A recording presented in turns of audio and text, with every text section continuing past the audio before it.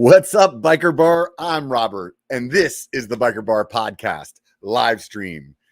Something else that I forgot I was going to say. I did start out, though, with What's Up, Biker Bar. I'm pretty impressed with myself there. So, this is, hey, new beginnings. Only 99 episodes, and I finally figured out I should say What's Up, Biker Bar. So, here we are. Episode 99. We're going to have Paul the Punter on. Thanks everybody for hanging out there and waiting a few extra minutes while we got our stuff together on this end. I appreciate that. Hopefully, while you were waiting, you stopped by my Instagram and gave me a follow at Biker B1 or the Facebook if you're one of those people. I like that. The Facebook. Threw that in there. Almost like I'm from LA. The 5. They give all their freeways down there the before the hand. So I don't know where that came from, but I don't know. I was channeling my inner LA. Nonetheless, those of you guys that have taken the leap and went over to my Patreon and signed up, I really appreciate it. I recently reached out to a handful of companies about getting some sponsorship. And after I sent the email, I really started thinking about, I don't think I actually want to be sponsored by any of these people because I really like the freedom that I have by being sponsored by Patreon. So if you guys are one of those people that don't want to hear me be like talking about my sponsors and look at my sponsor's logo and click on my sponsor's website, what you could do is go to Patreon and throw me some cash, man. Like $1 a month. Don't be one of those guys though that signs up for $1 and then takes the coupon codes and then cancels the same day. You know who you are. I'll let you slide, but don't be that guy. For $5 though, you get a sticker pack. I'll write you a letter, tell you how much I appreciate what you've done. And there's a $25 tier that comes with like a boatload of stuff. You get like a biker headband, you get the stickers, you get a biker cup like this thing, like a Yeti cup, and some koozies, which you can actually use for your beer or you can put on your bike. I actually use mine all the time on my stanchions on my fork when I'm shuttling, and then also on some bikes that don't have like a tailgate pad like built into the frame. I throw it on there, then it keeps the frame from getting all scratched up. So those of you guys that shuttle a lot, you should definitely get one. And if you don't want to do that, oh, and there's a biker bottle opener in there too, which is super cool. It's like the size of a credit card, fits right in your wallet. Outside of that, I really appreciate everybody that's already there. I truly, truly mean that. I don't know what else to go on about today. So we're just going to go ahead and bring Paul back because then we can just talk. What's up, Paul? It's been a while since I've done this. Yeah, you forgot? I was like, oh, it's live. It's real. It's really happening, man. Mm-hmm. You know, I always don't know where to look in this situation because like I feel like I want to engage you, but my problem is like I have this like you got the same problem as me then because I have this like 40-inch TV in front of me because this TV is like it's on a cart. Like I can put it out in my backyard. We can watch football, or me and my buddies are sitting here drinking beer. We're watching some YouTube channel or something like that, you know. So I'm always looking above my camera. I'm never looking into it. And sometimes what I'll do is I try to like move the window close to the camera so it looks like I'm looking in the camera, but I'm like, I don't like it. What were you gonna say? Yeah. It felt like you were looking into my soul when you right in there, into right the camera in then. there. Like intense. Right. Hey, well, I didn't have time to get beer, but I have this really get large glass of not cool whiskey. Like, if people are like whiskey people, I don't even want to say it out loud. Oh, really? really? It's just cheap. It's literally the only thing I have in my house because I'm just like the the classic. Like you had to drink. Yeah, pretty much. But it's on the biker bar. You're like, well, this is the way it's gonna. Now you're making me feel bad. I just have water. I can grab a beer. Oh, you do? No, please. Tell me about your whiskey. I really just wanted an excuse to grab a beer, and now you got me. You gave me one. Okay, so it's all your fault. Exciting. So you're contributing, right? That's what's happening. Yeah, that's pretty. I guess that's pretty much it. Now I feel bad. What's going on with my favorite video series? Like, this is why I can't tell you about, man. I can't tell you about your favorite video series. Come on, that's like the rule number one of being a YouTuber is just lead people on for like a couple of months while you make the video. Oh yeah, I guess so. That is like right? That is a good way of doing it. Like big announcement coming. Yeah, in November. Yeah. I did that and no one cared. Literally, like my video that was like, hey, I'm making a mountain bike movie. It's like worst video I've made in 4 years, I think, in terms of the results of views and stuff. Yeah, I watched it and I don't know. What do you think it was? People don't care. Like I'm very frank. Like people like ask me and say like, oh, why did my video not do very well? And I just say maybe the video is shit. Have you thought about that? Yeah. Like it's pretty frank. Like maybe no one clicked on it. And it's just like really, it's just like the top people don't care about how the sausage is made, to use a phrase. Do you know what I mean? Yeah. People just want to see, oh, just go biking and then make a video about it. Yeah. Or like show us the fucking movie already. I don't want to hear you tell me you're going to make a movie. It's going to take so long. We are like, I described it to someone the other day. I say this is the total movie. Like this is everything that we need to complete. So he's got his hands about shoulder width apart. Oh yeah. Sorry. Audio part. We're like here, maybe a couple inches in, a 15th of the way in. Yeah. And we've already been filming for a week. We've done 1 week. We've done 1 week of 6 days. So what inspired you to do this? You're like, man, this is the only way I can get these sponsors to freaking throw a big check at me. No, I'm not going to make. Me and Scott are pretty much not going to make any money on the movie. I mean, there'll be ad revenue, but. So you're putting it on YouTube. Yeah. But where else would I put it? I don't know. I think you're going to like Sundance Film Festival, man. You're going to be a movie star. We are. Scott wants to. I mean, I can't say too much because I am a big proponent. I'm a big person that likes to not ruin the surprise. Oh yeah. So except for when you come on my podcast and ask me how my weight loss has gone. Well, yeah. Like I'm no, it's more like where are the videos, Robert? That's what I'm saying. Where are they? Yeah. Like you were meant to be doing one like one a month, and then that's I don't know. I don't really have a what do you call it? A schedule set. I'm living my life like free right now, man. Yeah, there you go. Honestly, I think the only thing that I really have set on a schedule right now is the shorts that I'm doing, the little 90-second reviews. I enjoyed that. Yeah. I mean, I know there was like it's McKinnon, right? McKinnon did the 90-second Tuesday and 90-second. Yeah, he does do something like that too. Yeah, 2-minute Tuesday, I think, is what he does. Yeah, but it was good. You had the countdown, and you put it on your phone as well, so you didn't have to edit it in afterwards, which I really appreciated. Yeah, the goal of those is just to keep everything as simple as possible. Yeah, no, I hear you. Like, do you know who I've really been watching is Colin and Samir. Have they popped up? They're classic like analyzing YouTubers and they do that kind of thing. But one thing that they've pointed out is how many like kind of people have started podcasts and how like some of them are doing like late night shows or whatever. And it's like it's a very like easy thing to do, and it stops the kind of the burnout stuff and the people getting sick of making videos. Because they said like, you know, mine.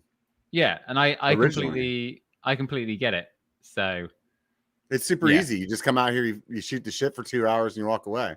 Yeah, I like it, and I like doing these things. Is this number 3? Is this my 3rd? I feel like it's my 3rd. I don't think it's something. I think that sounds about right. I got to keep up, and I've noticed that some people have now got like the longest one. So obviously we've got to try and break that today. Oh, we got to do that. Heads up. I hope I have enough beer in the fridge. Do you know what the longest one is? I have no idea. I honestly don't. It's probably like 215, 220, something like that. I would guess. God, I don't even know. I mean, the longest like biker live streams, those things were like 4 hours long, man. Back in the day. Those were the days. Yeah, those were the days. Like when freaking where's Moonlight Leatherfoot? Where's that regular character? He was over last night. We put a dent in the beer fridge and He always likes burning everything in my backyard, so I stopped and got some firewood before he came over. Oh my God. We picked up the firewood together, and like in typical Moonlight fashion, he like goes over to the pile of wood and tries to grab this tree trunk of a slab of wood and throw it in the truck. And I'm like, what are you doing, dude? He's like, oh no, it's really dry, man. I just feel how light it is. I was like, yeah, dude, that thing is still gonna burn for like 19 hours, dude. I don't care. Yeah, weight doesn't contribute. What does it? Does weight and density contribute to how long something burns for? I mean, if the wood's like super dry, it'll burn pretty fast. But we can talk. I feel like the movie is actually the most interesting thing I have on the go. Also, actually, this is the most interesting thing I have on the go right now. Oh, the e-bike in the background, dude. I'm not ready to jump in the e-bike yet, man. What I still don't understand why you haven't. Like, I could, if I could. No, I'm not talking about jumping into buying one. I'm talking about jumping into talking about one. I want to ask you about what the hell's going on with your other channel, dude. Which, the golf one? Yeah, how's it going? Brilliant. I'm so glad you asked. This is, Robert, the reason I was almost a little bit late today is because I've been playing golf today. That's where. That's why you're drinking, huh? Yeah, dude, we played. So golf is crazy right now. Okay, I've never got into golf. Oh, I played when I was young. I played from like 11 to 18 years old. Yeah, I was the captain of my school and everything like that. But the moment 18 happened, like golf gets expensive, and I was just like, can't be bothered. Yeah, yeah. For me, there's like certain things that I've been saving for like when I can't beat my body up anymore, and golf and fishing is two of them. I'm like, oh man, I see fishing. I'll do that when I'm like getting older. Honestly, golf is like, it's not as easy as you think. Oh no, I believe it. I went to one of those like driving range bars once. I don't know what it's called. It's Top Golf. Yeah, Golf. That's great. And I think that was amazing. Like, all I did was not play the game at all and just try to beat the living shit out of that ball for like 2 hours while I'm drinking. And I'll tell you, I woke up the next day sore as hell, dude. Oh, I bet you would. Like I wake up regularly sore from golf. But it's, I think, so I should say where I've been today, because it's actually interesting. So Happy Gilmore, I'm sure you've watched this movie. Yeah, of course. Without question. A lot of it was filmed in Vancouver and around here. So we played one of the course we played today was in the movie. Oh, nice. Let me. I feel like you have to go outside and like freaking smash your golf club into the ground and stuff if you're gonna do that. Like, hey, so can you I don't know if you can recognize that. It's like the house. It looks like every other golf course I've ever seen in my life. That clubhouse is insane. It's massive. We didn't go in. Like, there's nothing inside. But I have to pull this up from the comments. Somebody says, "Are we in for another push-up contest tonight?" Paul has whiskey. Was I drinking whiskey that night we did the push-up contest? That was when I was at RC's house, and we did you in because no one had any idea I was at his house. I fully invited myself around, by the way.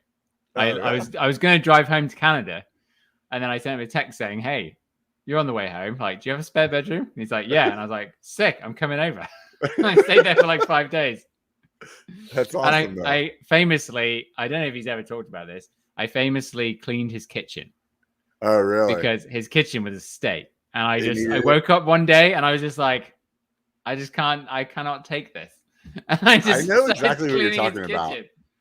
I've done some things like that. I borrowed a car from somebody once, and they like had the back seat where like the kids put the stickers all over the window. Mm-hmm. You know what I'm talking about? Have you ever seen that? The back seat where the kid, what? It'd be like their kid is sitting in the back seat and got some like pack of stickers and just stuck them all over the freaking window. Oh, okay. Like, just random, no fashion, and plus it's a bunch of stickers all over the inside of your window, right? Yeah. You know, like, it's not like they put them on the outside so other people can see them, right? So, oh, dear. And it just annoyed the shit out of me, and I like went to Home Depot and bought the stuff and took it off the window. Well, that's nice. You're being a good friend. Yeah, I don't know. Maybe they really liked their kids' stickers like there, and they made them happy every day they got in the car, and I ruined it. But for me, that actually, I couldn't handle it. Them losing the stickers caused lots of psychological impact later on in life. I'm like also one of those guys that flips the toilet roll if like you go to somebody's house and the saying toilet roll's not fuck on that. Right. I can't stand it. I was at one of the freaking golf course bathroom had it, and I just do you know that do you know the Simpsons where like it's when the child protective services come around and they go toilet roll installed in improper underhand overhand position. I think awesome. Whenever I see it, it's just like toilet roll in Anyway, I can't stand it when you're at a restaurant or something like that and it's locked. I'll change it. It's like locked and you can't change it though, and you're like, no! I just want to burn the whole place down. Yeah. I had a buddy that every time he came over to my house, he would flip my toilet paper upside down just to fuck with me. Oh, wait, I lost your audio. You disappeared. I'm just going to have to over here and entertain myself. Is nobody else hearing Paul, or is it just me? What's up? I see Crashing Dad's on there saying he's here for the golf talk. Oh, there you are.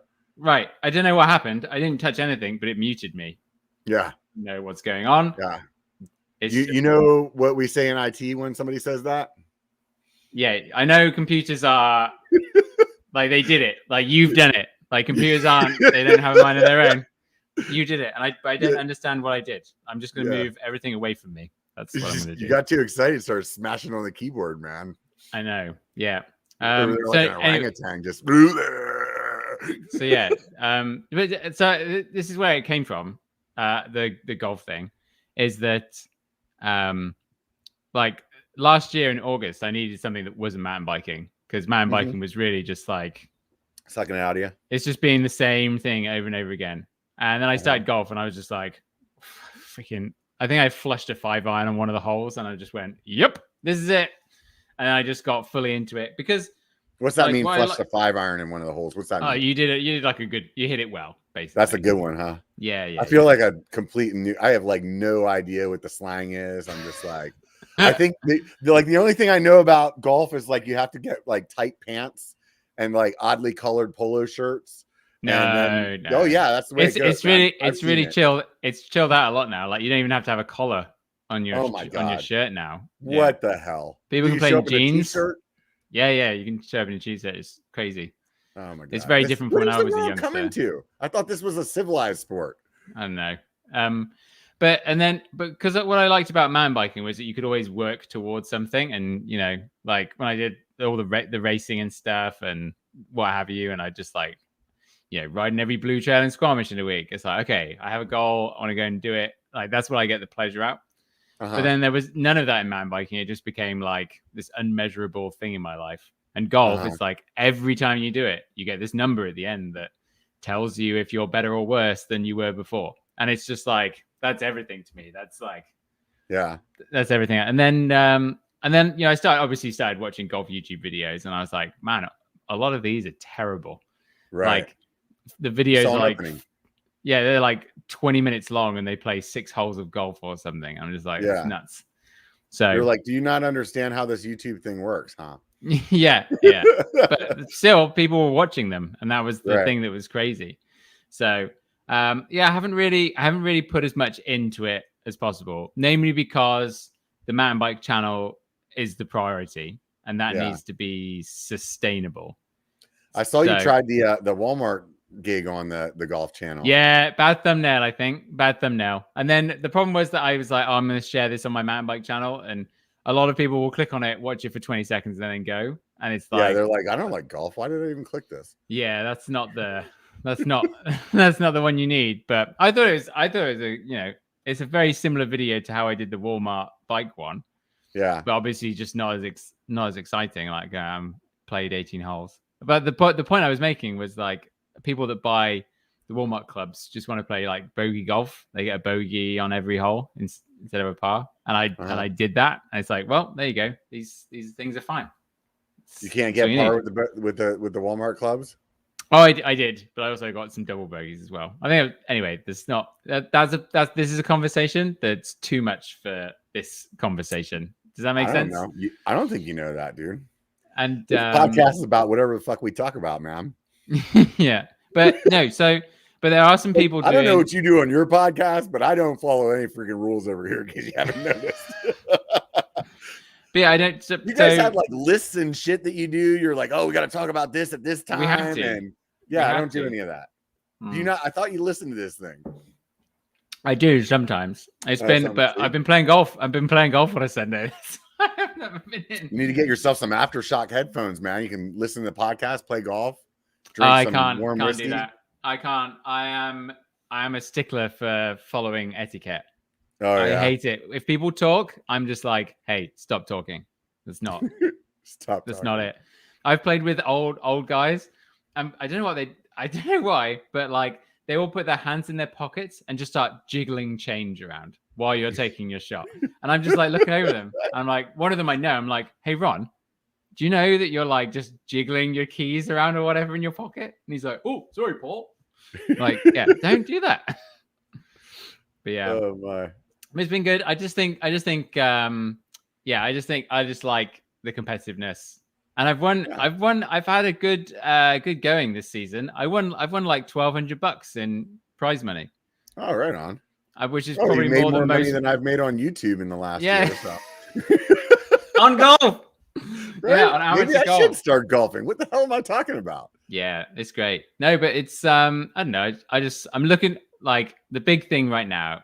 Okay, is the Canada to US road border going to open on the 21st of October? That's the biggest thing in my life right now. Because obviously I want to come to Sedona on the 11th. The filming for the movie should be wrapped up by then. So, and then I can just come down, and then Shane, yeah, I see him up there, and also Jason from Riding My Best Life. Do you know Jason, Riding My Best Life, that YouTube channel? It sounds familiar. I don't think I watch it though. He's in the comments, but yeah, I met him at Sedona the last time we were there, and then Shane's like, "Oh yeah, this Jason chap is like could have been a professional golfer, basically, to put it into layman's terms." Nice. I was like, wow, this is great. Yeah, there's a guy. I think I was talking to that guy not too long ago, and he was actually around here. We were going to ride together, but it just didn't work out. He's a really nice chap, is Jason. He's here in the chat. I've just there's another guy that's like a smaller channel that's here local to this area. He's always on Colorado Kids channel, but he has his own channel as well, and he's like a Kyle instructor. Huh? Oh no, Jason. Bike Some. Yeah. I spoke to Jay as well. He sent me a message saying, "Oh, hey, I'm actually a professional." He was a teaching professional. Yeah. Before everything. And it's funny, he's gone the other way. Like I got a bit burnt out on bikes, and he's super burnt out on golf. And it's just like this, and just flip flop. It's pretty funny. I think at the end of the day, it's just, I think people that are into mountain biking, like realistically what it is like you like to go outside and do something, and you like to feel competitive, you know what I mean? And even if you're a person that rides by yourself, like it's like you're competitive against yourself, I think that, most guys that like before they mountain bike, they did something else too. Like Brian Gong, that guy, he's like a Yeti ambassador.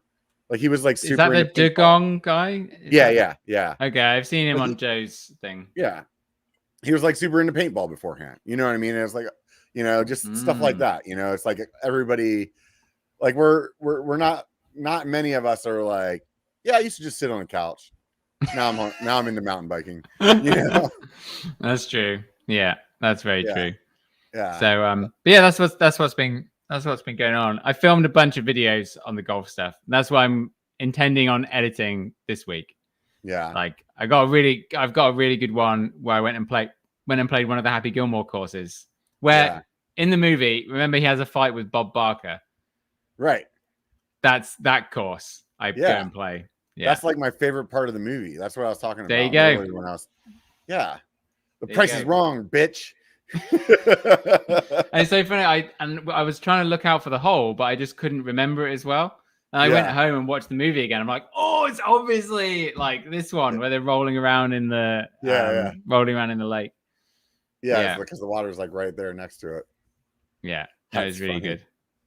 Yeah, but so I've got like we start filming again in 9 days. Yeah, we start filming again in 9 days. Scott's back. He's like Scott, the filmer, is like one of the hardest working people in action sports. If I told you some of the things he'd done, I don't think you'd watch Robert. Roger's my stepdad. Yeah, you wouldn't have you wouldn't know what I'm talking about. But they are like exceptional stuff. Yeah, and, I believe it. I mean, anybody that makes that kind of content, they're really talented. Yeah, so I'm definitely not like real in tune. You're probably like bike movies or something like that. Yeah, it's bike edits. Like he worked on one called Dream Ride, which was like kind of broke. It was a Diamondback funded one. It kind of broke mainstreamish, but I don't think it would have crossed your path, knowing you as I do. So. Yeah. I met like Sam Pilgrim and had no idea who he was. Oh, one of my friends was like, you know who that was? And I was like, hey, how's it going, man? And like gave him the fist bump and just kept walking. I'm like, I don't fucking care, man. And my buddy's like, you know who that was? And I was like, no. And he was like with somebody else too that was like super like big name in mountain biking. I'm like, yeah, no clue, dude. Oh yeah. Can you not remember? I got him to. I made a video with Sam, and Seko filmed it. And we were like in a car waiting for the wind to die down, and you were doing a live stream, and I got Sam to come on and comment in your chat. Oh yeah. And you were like, oh, hey Sam. And you didn't see, I thought because he had like the verified thing, and I was like, surely Robert's gonna like twig or see something and be like, well, be curious. And I remember Josh was in there, and he was like, no way, Sam Pilgrim in my live stream. And I got the reaction I wanted off Josh, but not off you. Which it doesn't come from me very well that way. I just don't follow that stuff, man. I don't like. It doesn't put Sam's not really that kind of thing anymore. He's just like big YouTube guy, just makes jumps and goes and does them 3 days a week. He's killed it. He's killed it. He's making a lot of money. It's great. Yeah, no, I just like, I was gonna like say like, you know, in the racing stuff, you know, and things of that nature, just it's never really captured my attention. Like any of those guys that I've met, they're awesome. Like they've all been like super cool. And I can respect the work that they put in to be at that level. And I think like it's rad to like see some Instagram reels or something like that and shredding down some section. But otherwise, I just don't like, I don't even follow anybody like that. Like it's not something that really appeals to me. Like I don't know. I mean, you worked at Pink Bike. Like before you worked at Pink Bike, were you into mountain biking then, or? Yeah. I used to work at another. I worked at another mountain bike magazine called Dirt as well, which was pretty. Oh, okay. Pretty core. Yeah. Yeah. So you've probably always been a person that like follows pros and stuff like that. Mm-hmm. Yeah. Like I have never followed a pro anything. Like I think the closest I've ever come is like liking like the Dallas Cowboys like Facebook page. And then like after like a week of getting notifications about you know Tom Brady is obviously. Yeah. Like what's like are you like, oh, did you see what he did and stuff like that with I give a shit. I really don't care.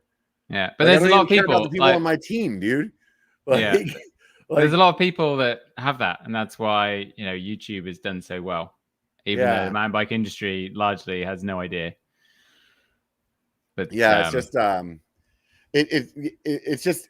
not a world that like brings any interest to me. Like even when people would ask me like, hey dude, you want to do this race? Like I'm just like, no, why would I want to pay somebody to go ride a trail that I can ride on my own without? But it's not. I mean, you understand that's not what it's about. You know that's not what it's about, right? Riding a trail with a bunch of other people in your way. No, it's like it's more than that. But then if you've never wanted to be competitive in this sport, then it's like, why? Oh, I want to be competitive. I just want to beat my friends. Well, there you go. They matter to me. like like a bunch of people that I don't know, it doesn't matter to me at all. Like I'm like, oh wow, I beat that dude. I don't even know who he is. Yeah. You know what I mean? I've also, me, like I used to watch every downhill race forever. Yeah.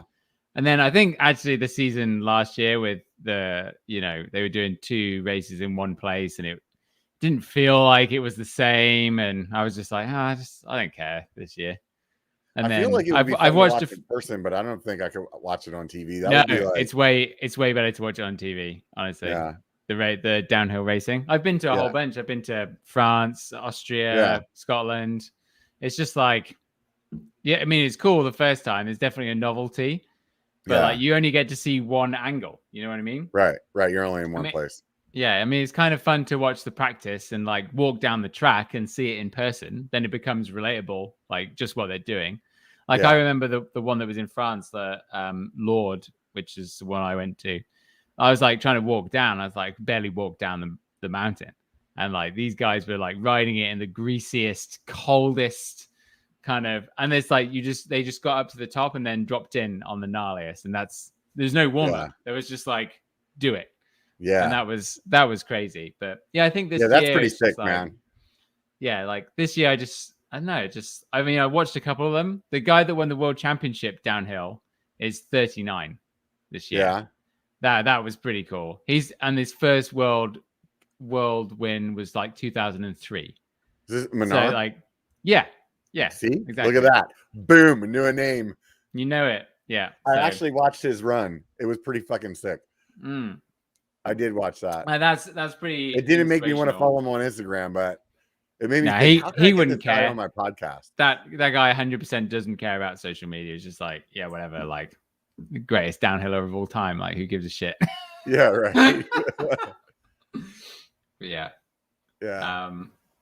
So do you see like with your other channel, have you noticed like you can use the same kind of method of creating videos, or do you feel like you need to do something totally different now? Yeah, I've definitely learned the voiceover. No one's really doing the voiceover in golf. And that was part of it. I was like, I was gonna freaking do Seth Nobody's telling the story then. Over in the golf one. Yeah. So they're all doing it like it's a television show and just talking straight to the camera. Yeah, they're just like making a story. They're like, hey guys, what's up? Welcome back to the channel. Make sure you like and subscribe. Tweet me at David Dobrik. We're gonna play golf. Here we go, first shot. Bang. Yeah, not so great. Could have been better, but let's see if we can hold out for eagle on 2. And it's just like that kind of thing. Yeah. So I just give it a bit more. Well, there's a story, but it's like it could be told in a better way. Yeah. I mean, a lot of golf is still like the tips, right? Right. It's kind of the tips or the crazy challenges. Like, that's kind of it. Like, I'll only use one club and play 18 holes, like that kind of like thing. A putter. Yeah, exactly. But I did see that there's potential for like having more of like a way of showing a course off, that kind of thing. Because originally it was going to be about me trying to get back to being as good as I was. But there's literally, after like spending like a month or whatever on social media, like there's literally 100 people saying that they're trying to do it. And I was like, well, this isn't unique at all. And anyway, I've already done it. Like, I've already done the thing. So yeah, you're like, oh, guess we wrap up the channel. That was it. Yeah. Yeah. But I think it'd be cool to do some more like, travel stuff, go and play some golf courses and like see how well I can do around the golf course. Like, I like watching those kind of videos. Yeah, so, that would be cool. Like, so it's kind of like a travel, like a BKXE of golf then. I'm more like a BCPAV, I would say. Yeah. Because Brian is like, yeah. But you need to film. But with golf, you need a filmer, like 100%. Like you can do it just with a tripod, but it's just not as good because you have to spend loads of time. What the hell? No, I thought about it. I thought about getting a GoPro and seeing how it would look playing golf, but it would probably suck. So yeah. So that's like one of those shoulder-mounted ones. That wouldn't just like what the most interesting thing in golf is where's the ball gone? Yeah, and you couldn't see where the ball's gone. Like, so it's pointless. Right. What if you put one on your head? Still can't see where the ball's gone. Yeah. So it goes like 250 yards away. Like, yeah, I have it's no clue where impossible. it goes. Even when I was playing top golf, I would just pick somebody else's that like went really far, and I'd be like, "Yep, that was me." Yeah, that's it. But no, I am really. Do you want to talk about bikes now? We can do bikes. I'm getting back to it. Is this my podcast or yours?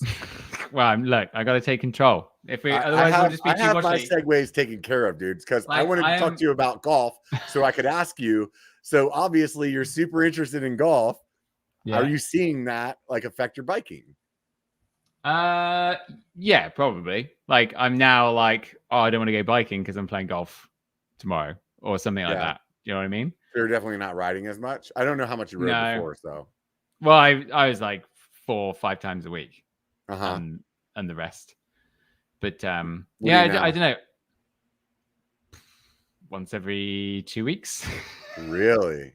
So like a huge difference. Yeah. So that's like, why you're all excited about the e-bike then. Well, it's more like this year. It just was like I definitely got 100% got burnt out on doing videos and stuff. Just like another thing, it's just because I felt like perpetually tired, really, and exhausted. It was just like such a stress because I got the filmer on and it was just probably wasn't the best fit, and it was just more like I was stressing about it as a job, I guess. But also the conditions, like, you know, in let's say like May, June, the weather would forecast rain every 5 seconds, and it would just like kind of never come. So you plan to do other things, and then you're like, oh, well, it's not actually that bad, but they said it's going to rain this afternoon, and then it just doesn't rain, and that was annoying. Yeah. And then when the heat wave came, you can't ride up there when it rains at all.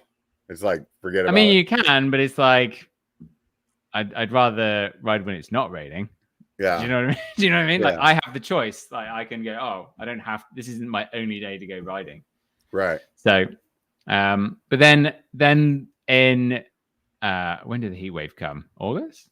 Earlier? Yeah, something like that. Yeah, sounds heat wave came, and it was just like it's too hot. It's too hot to ride.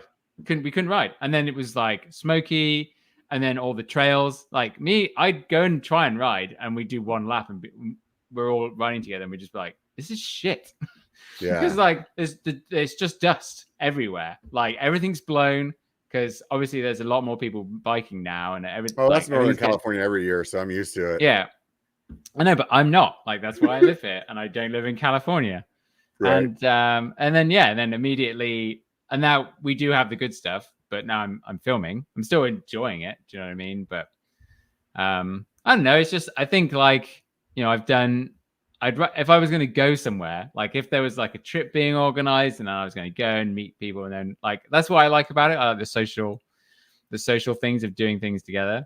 But like a lot of the people that I would ride with are just so interested in sending it and only riding like, gnarly trails. And I that's what really happened, is that I just had no interest anymore of trying to ride the hardest trails in the area. Do you know what I mean? I just want to go and ride the ones that I want to, and not many people want to do that. And then it's kind of just like this perfect storm, I guess. Because I could go out and go biking with people, but they're just going to ride down the same flow trail, and I'm just like, well, I don't want to do that. And that's kind of where, that's kind of where. So you don't like to go on your own? Not really, not anymore.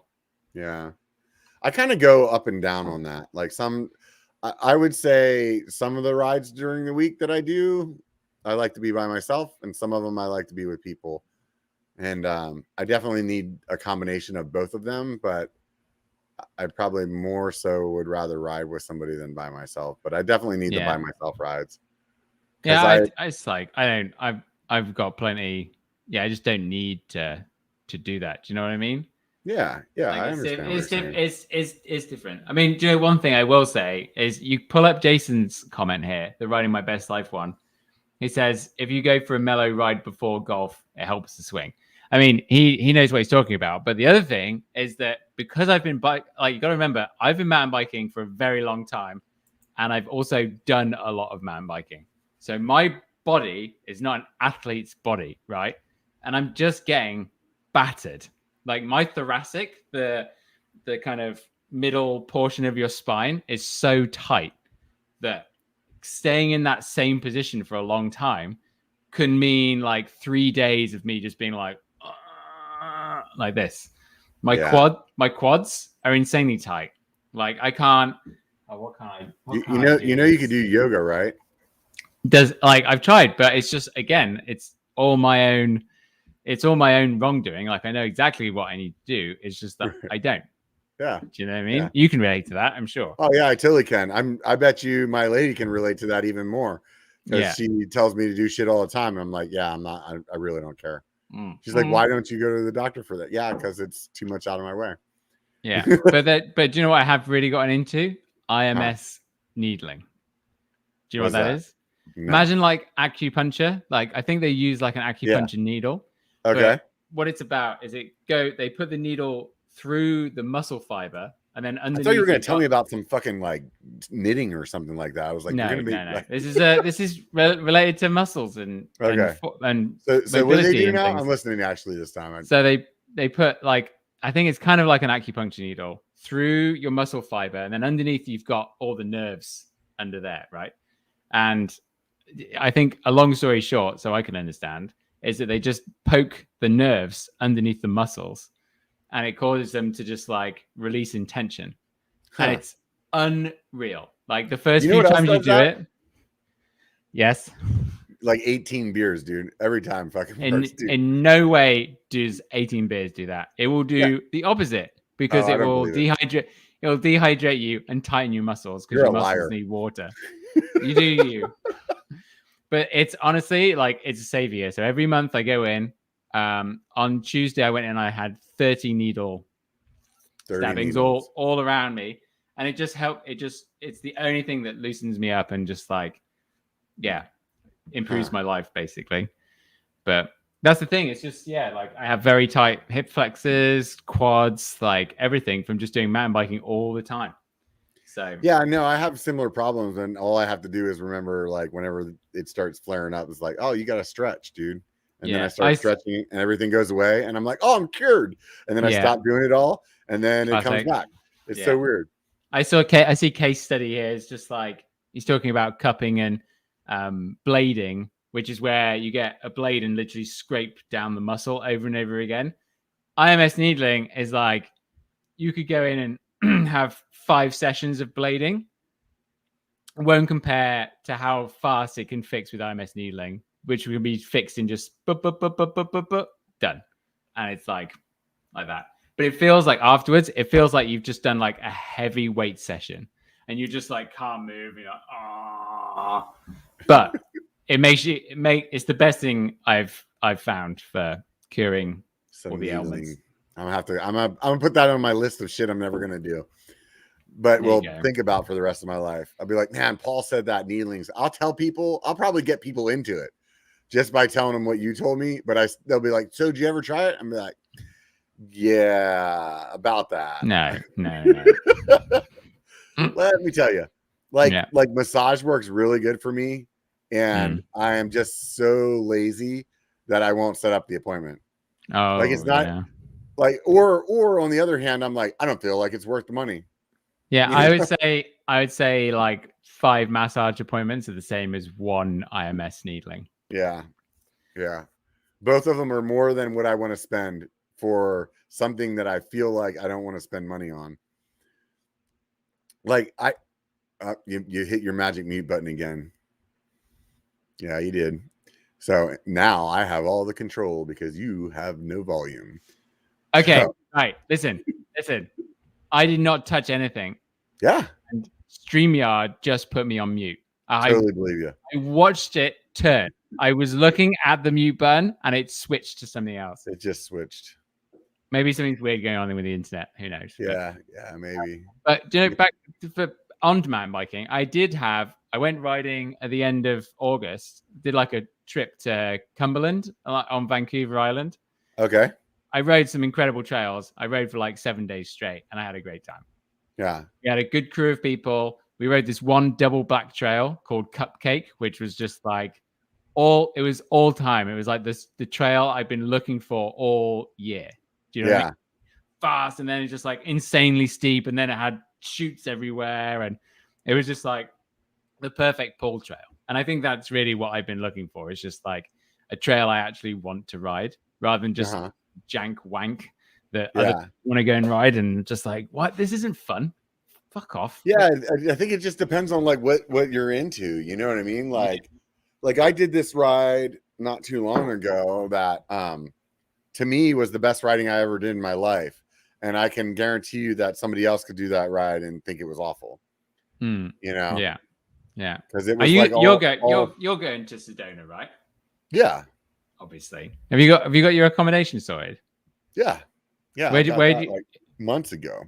Are you staying in Sedona, obviously?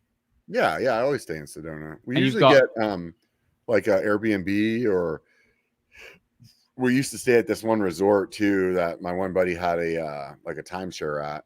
And but the last one in the spring we got an Airbnb and it worked out really well, so we decided to do that again. Oh, that's cool. Yeah, that's good. Super stoked because the one that we got is right across the street from the pizza place that we drink all the beer at and eat all the wings at. So now where's that one? Where is that one? Is that in the other? Is that the pizza? Is that the pizza place brewery that's in the other? No, you're in the main. Yeah, the main there, like West Sedona, I think is what they call it, or something like that. That's it. Yeah, I was trying to remember. Yeah. There's a big sign that just says like pizza and beer. It was enough to get me and all my friends to be like, "Hey, that's where we're going." And I say that's exactly what we need, right?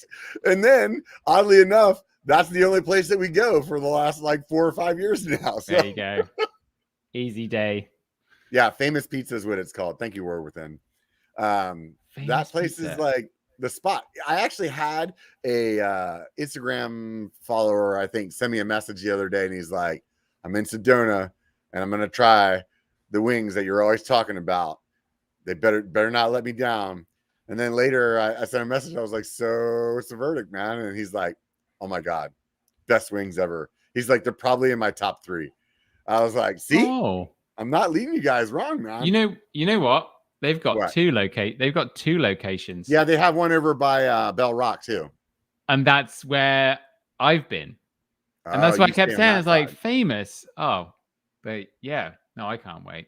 Yeah, there's one right over there by the trailhead to Slim Shady. Like you could ride out of Slim Shady right over to it. That's it. Yeah. Yeah. I just really want to, that's like, because it's kind of like, it's almost like a full circle, maybe some closure from everything that's been going on for the last couple years, because that's when it all kicked off. Remember the first time I was down there. We went to Sedona and we came home and then we were locked up. We got locked up. And that was it. Yeah. That seems so long ago, man. Freaking, you're muted again, man. You're just doing it. And it's not showing on my side either. So I feel like it shows you muted now. Something is happening. Something is happening every once in a while, because it's not me. Yeah, I'm not touching it. Something is automatically. Yeah. Keep your hands on your head, dude. I can't see your hands right now. I don't know what the hell you're doing. I don't know. Maybe Joe. I got this kit from the Colorado kid. Maybe he'll maybe it's something to do with that. But so no, but you were saying something about you usually stay over there and it was full circle and because that's like if the son of a bitch, you're muted just like that, man. It is freaking not liking you at all. You want to like reboot your machine or something like that, and I'll like do some ad lib for a few minutes. We'll do that. He's gonna reboot his machine, so I'll go ahead and do a little talking about Sedona. Those of you that have not gone to Sedona, if you're anywhere close, oh wait, I gotta change the screen. It looks stupid the way it is right now. If you guys are anywhere close to Sedona, I'm telling you, this is my favorite event out of any that I've been to. Sea Otter's next week. Sea Otter is like this huge thing here in Northern California. It's like so big, it's like you can get lost in there. But for some reason, the Sedona Fest is like the perfect size, the right amount of people there, and it's just great.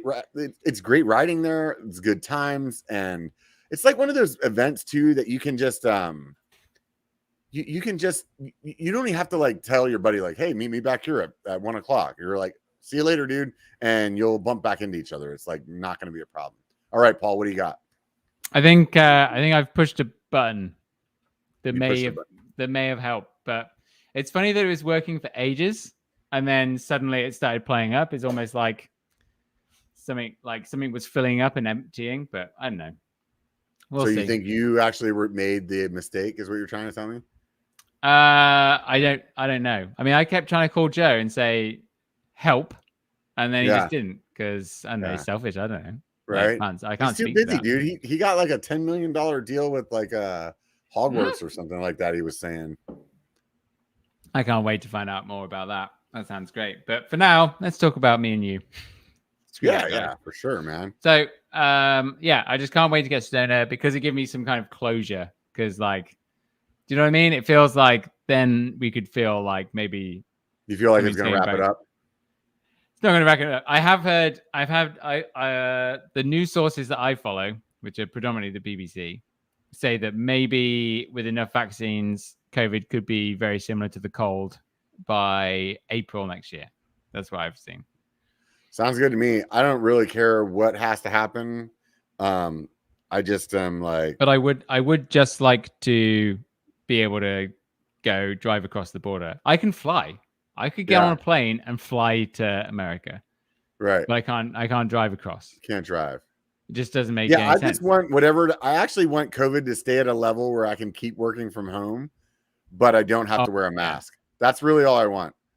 Like, because I'm telling you, like COVID really, to me, everybody's like, oh man, this sucks. It's been great for me. I've like been able to ride more. I like don't have to fucking leave my house at all unless I want to. Like, there you go. On a do sudden, you have to go? Do you not have to go into the office like 2 days a week or something like that? No, they started for a little bit that I had to go to the office like 2 days a week, but then the Delta came out and they're like, if you want to stay home, we're not gonna force you to come in. I was like, look, I'm gonna tell you right now, that if you give me the option not to come in, there is no way that I'm coming in. Like, it has nothing to do with my fear of COVID. It has everything to do with me not wanting to leave my house. And they're like, oh no, well, I guess, you can stay home then. Like, sweet. Oh, we just need to keep it this way. Yeah. It's because, I mean, so many people are moving to Squamish now. Yeah. It's like house prices were already pretty crazy and they're going up again. Because everyone's like, well, we can work from home. Why the hell are we going to live in Vancouver? There's a bunch of people that moved up to Tahoe too around here. Yeah, I bet. But hopefully it spreads everyone out. I think humans are too population dense, but we can move. I think it's done some good things for like overall. I think that the way that life is right now, that being able to have a little bit more work-life balance in your life because of working from home. Yeah, I think is a really good thing. And I think that it proved to a lot of companies that you can still be like profitable and you can still like be moving forward on your projects and stuff like that, even with people at home. Yeah. And some companies have realized like, hey, we need a certain amount of like touch time. But I think it really like took a process that might have taken another 20 years to accomplish and like made it happen in a year. And I think that's awesome. Personally, I really think that's awesome. But I wonder about the availability situation. Do you know what I mean? I've heard, how everyone can't get a bike and how the cost of chips are really expensive. Yeah. Like what I think we haven't seen that effect for full time yet. Like it's the craziest thing for the bike industry to have this much demand and not be able to fulfill that demand. No, if someone had said that like 4 years ago, people would just be like, fuck off. If they were like, hey, check this out, somebody will come into your shop and buy a bike in April and pick it up a year later, and they're going to be okay with that. And the people are going to be like, wow, that's quick. Right? Like nobody would have believed that. Nobody would believe that. Dude, let's talk about me, like cool guy on the inside. Like this bike, DJ Panther, the Trans X Advanced Pro, that was out of the giant demo fleet. Like, that's the only way that I could get a bike to do the job for them. And then the e-bike, I don't know where this came from, but it showed up. And like, I was meant to get one, way back at the beginning of the year. And it's only now that I'm actually getting one. But luckily, this thing is the sickest. Can we talk about the e-bike now? Yeah, let's talk about the e-bike now. I'll let you talk. Fuck yeah! Yeah, we'll do whatever Paul wants to do. Well, it's my name on the podcast, mate. Can I just say, actually, great thumbnail. Oh, you like I thought the thumbnail you did for this was brilliant. You should do more thumbnails like that. Just more thumbnails with 5 pictures of Paul on it. Just like 5, just like weird stuff. Because like that's what people want to click on. They want to like something to catch their eye that's out of the ordinary. Yeah. Like, it's like, oh, what's that? But we'll see. We'll see what the click thumbnail with the podcast, like,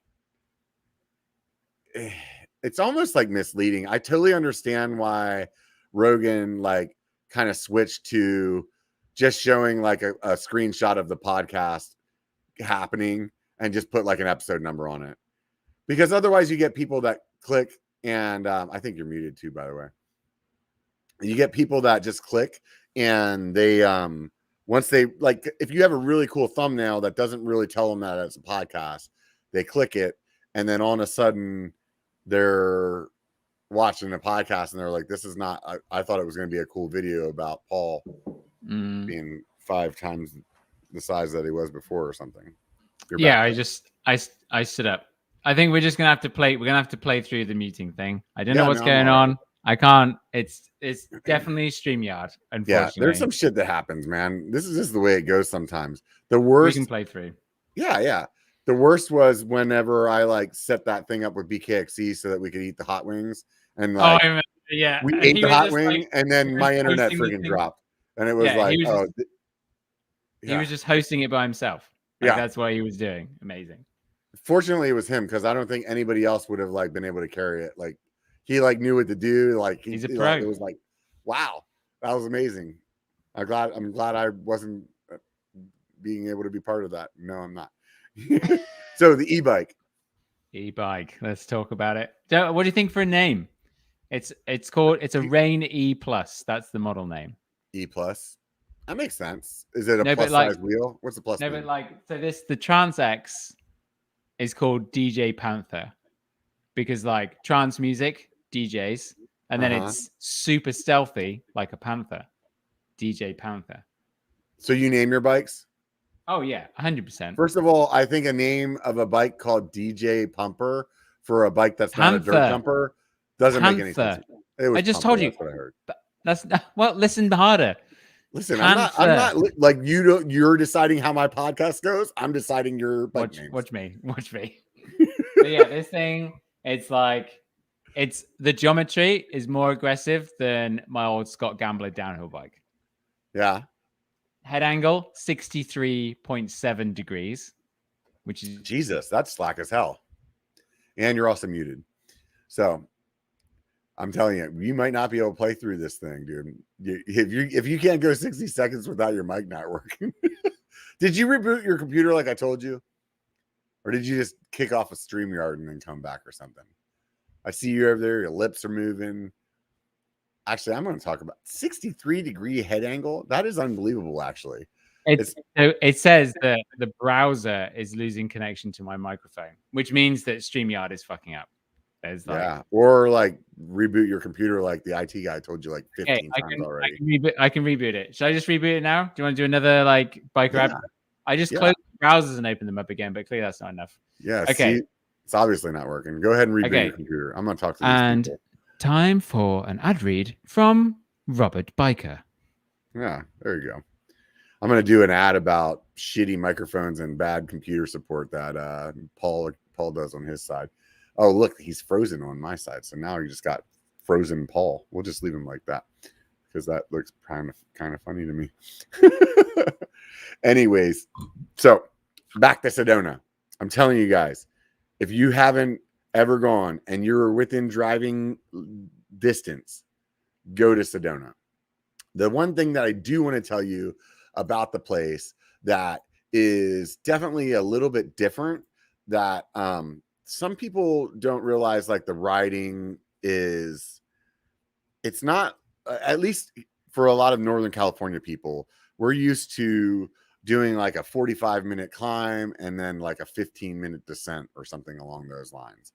And we don't have a whole lot of like, I mean, we do have a handful of like up and down kind of trails, but usually it's like big climb, big descent, or shuttle, big descent. And when you go to Arizona, especially Sedona, there's not a big descent like that.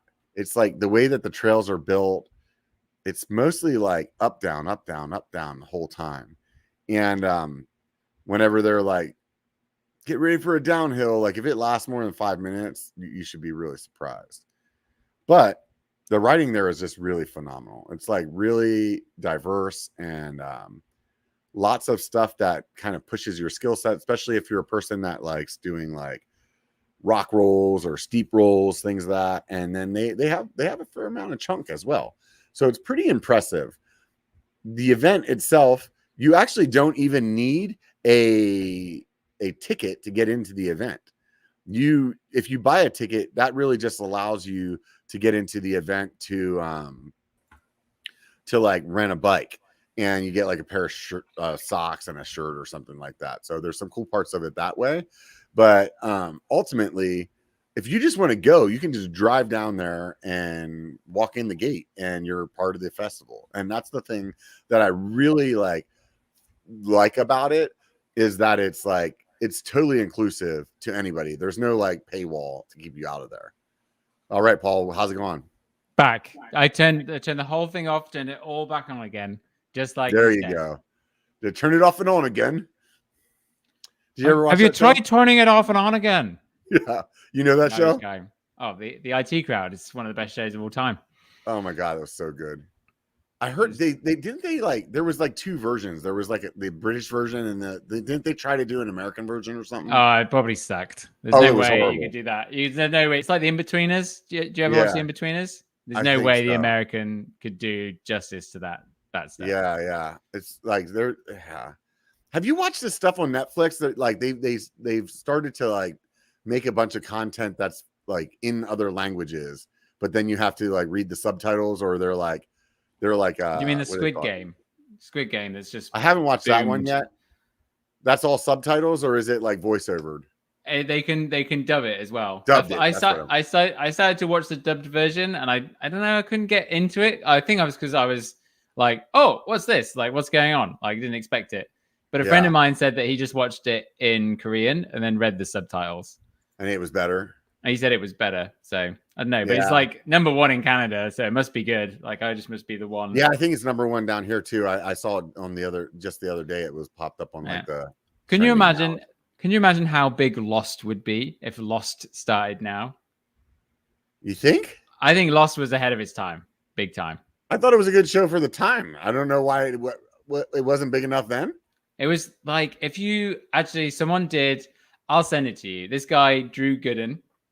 Okay. He's like one of my favorite YouTube guys. He did a whole thing about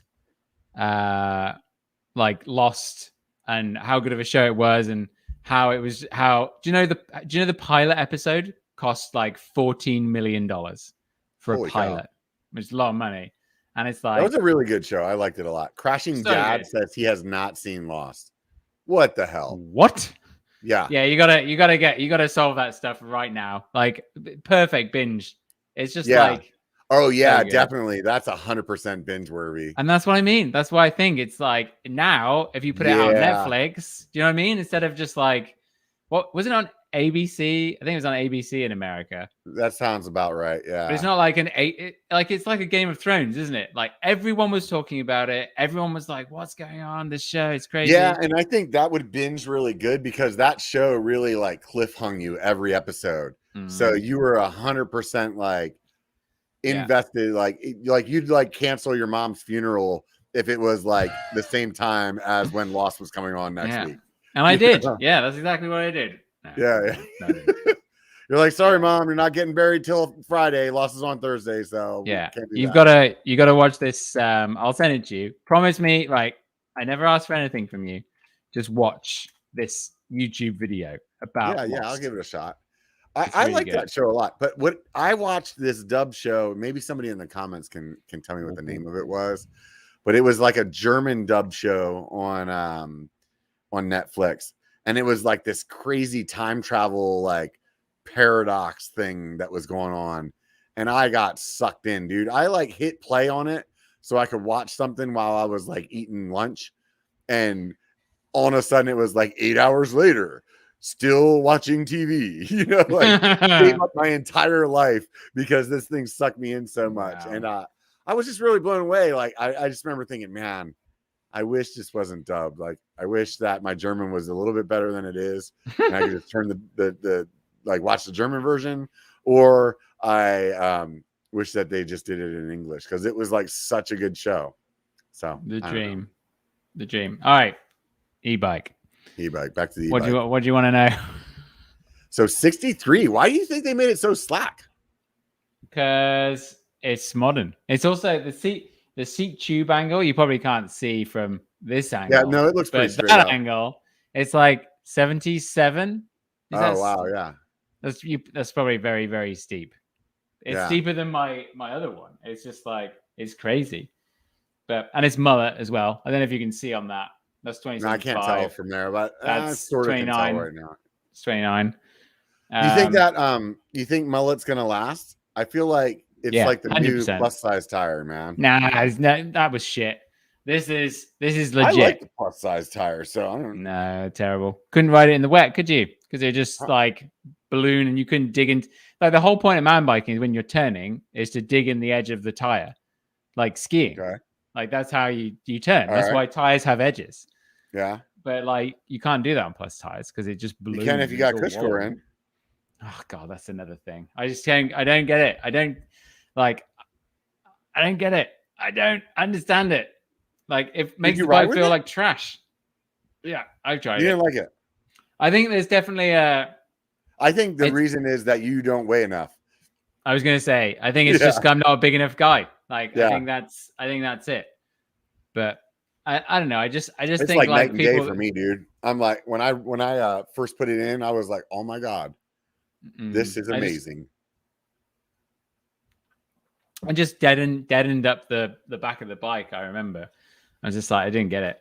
I mean, I know a lot more people that were like Cushcore, and now they're just like, nah, just make sure I got the right tire and the right tire pressure.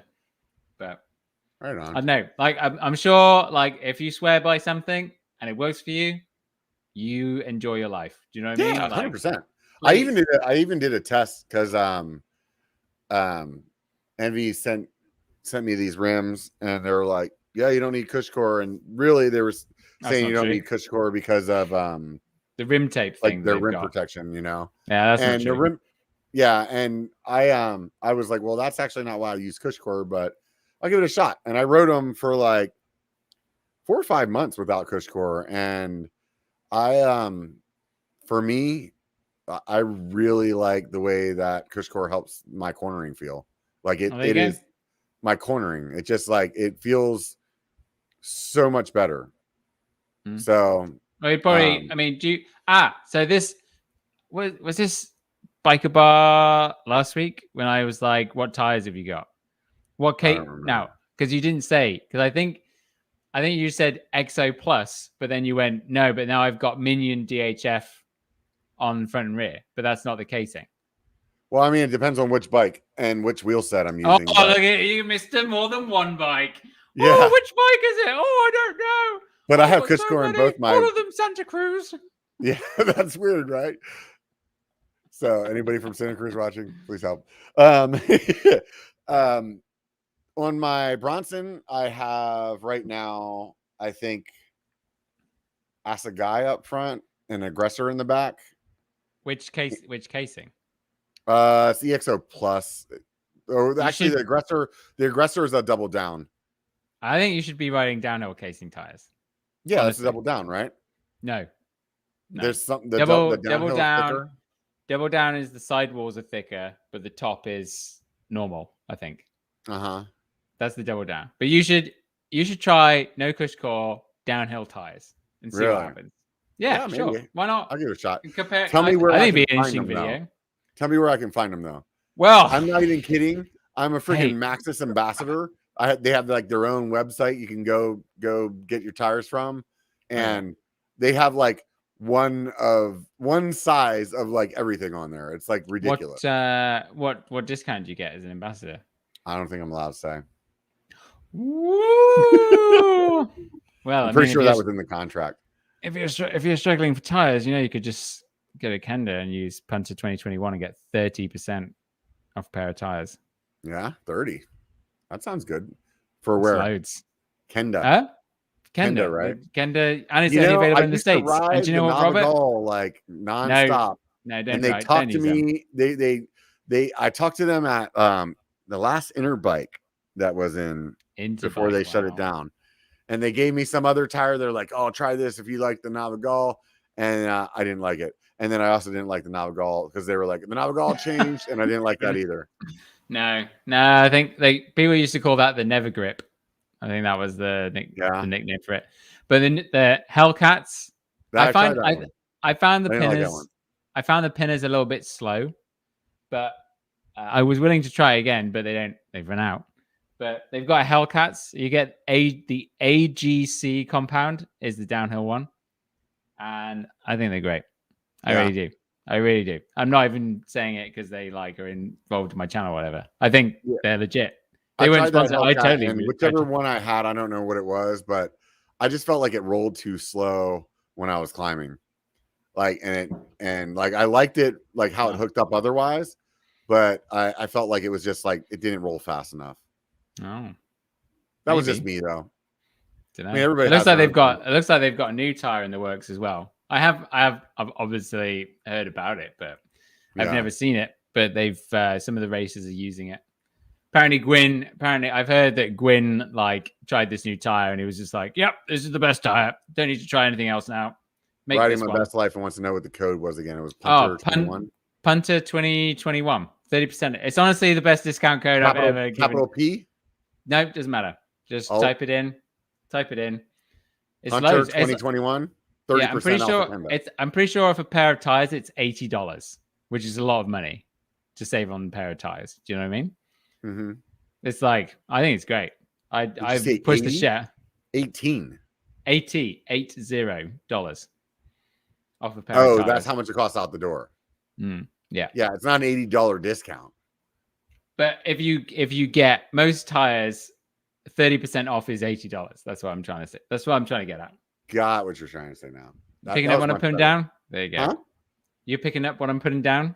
Yeah. Well, once you start speaking English, I'm fucking all over it. But actually, you've been speaking English the whole time. It's literally the country I'm from. So yeah, I know, right? And you guys still don't speak it right. That's so weird. Anyway, but okay. Don't worry about it. Don't worry about it. Okay. Well, hey, man. Let's talk about YouTube. We haven't had any YouTube-y. I'm still want to know about your e-bike. Why do you like it so much? Yeah. The hell, man. This is not the Paul and Punter show. You know, you're the guest, you're not the host. I haven't. So I've only done one thing, and that was to make the video because I had to get the videos of it and stuff before it gets too filthy, right? Like classic. Yeah. And I followed the Fox recommended pressure. So I find the Fox recommended damper settings are really good. The recommended one for whatever air pressure you have. But they told me that I had to run 93 PSI in this. There's no way. And I was riding down and my hands, it was like I had a concrete block on my front wheel.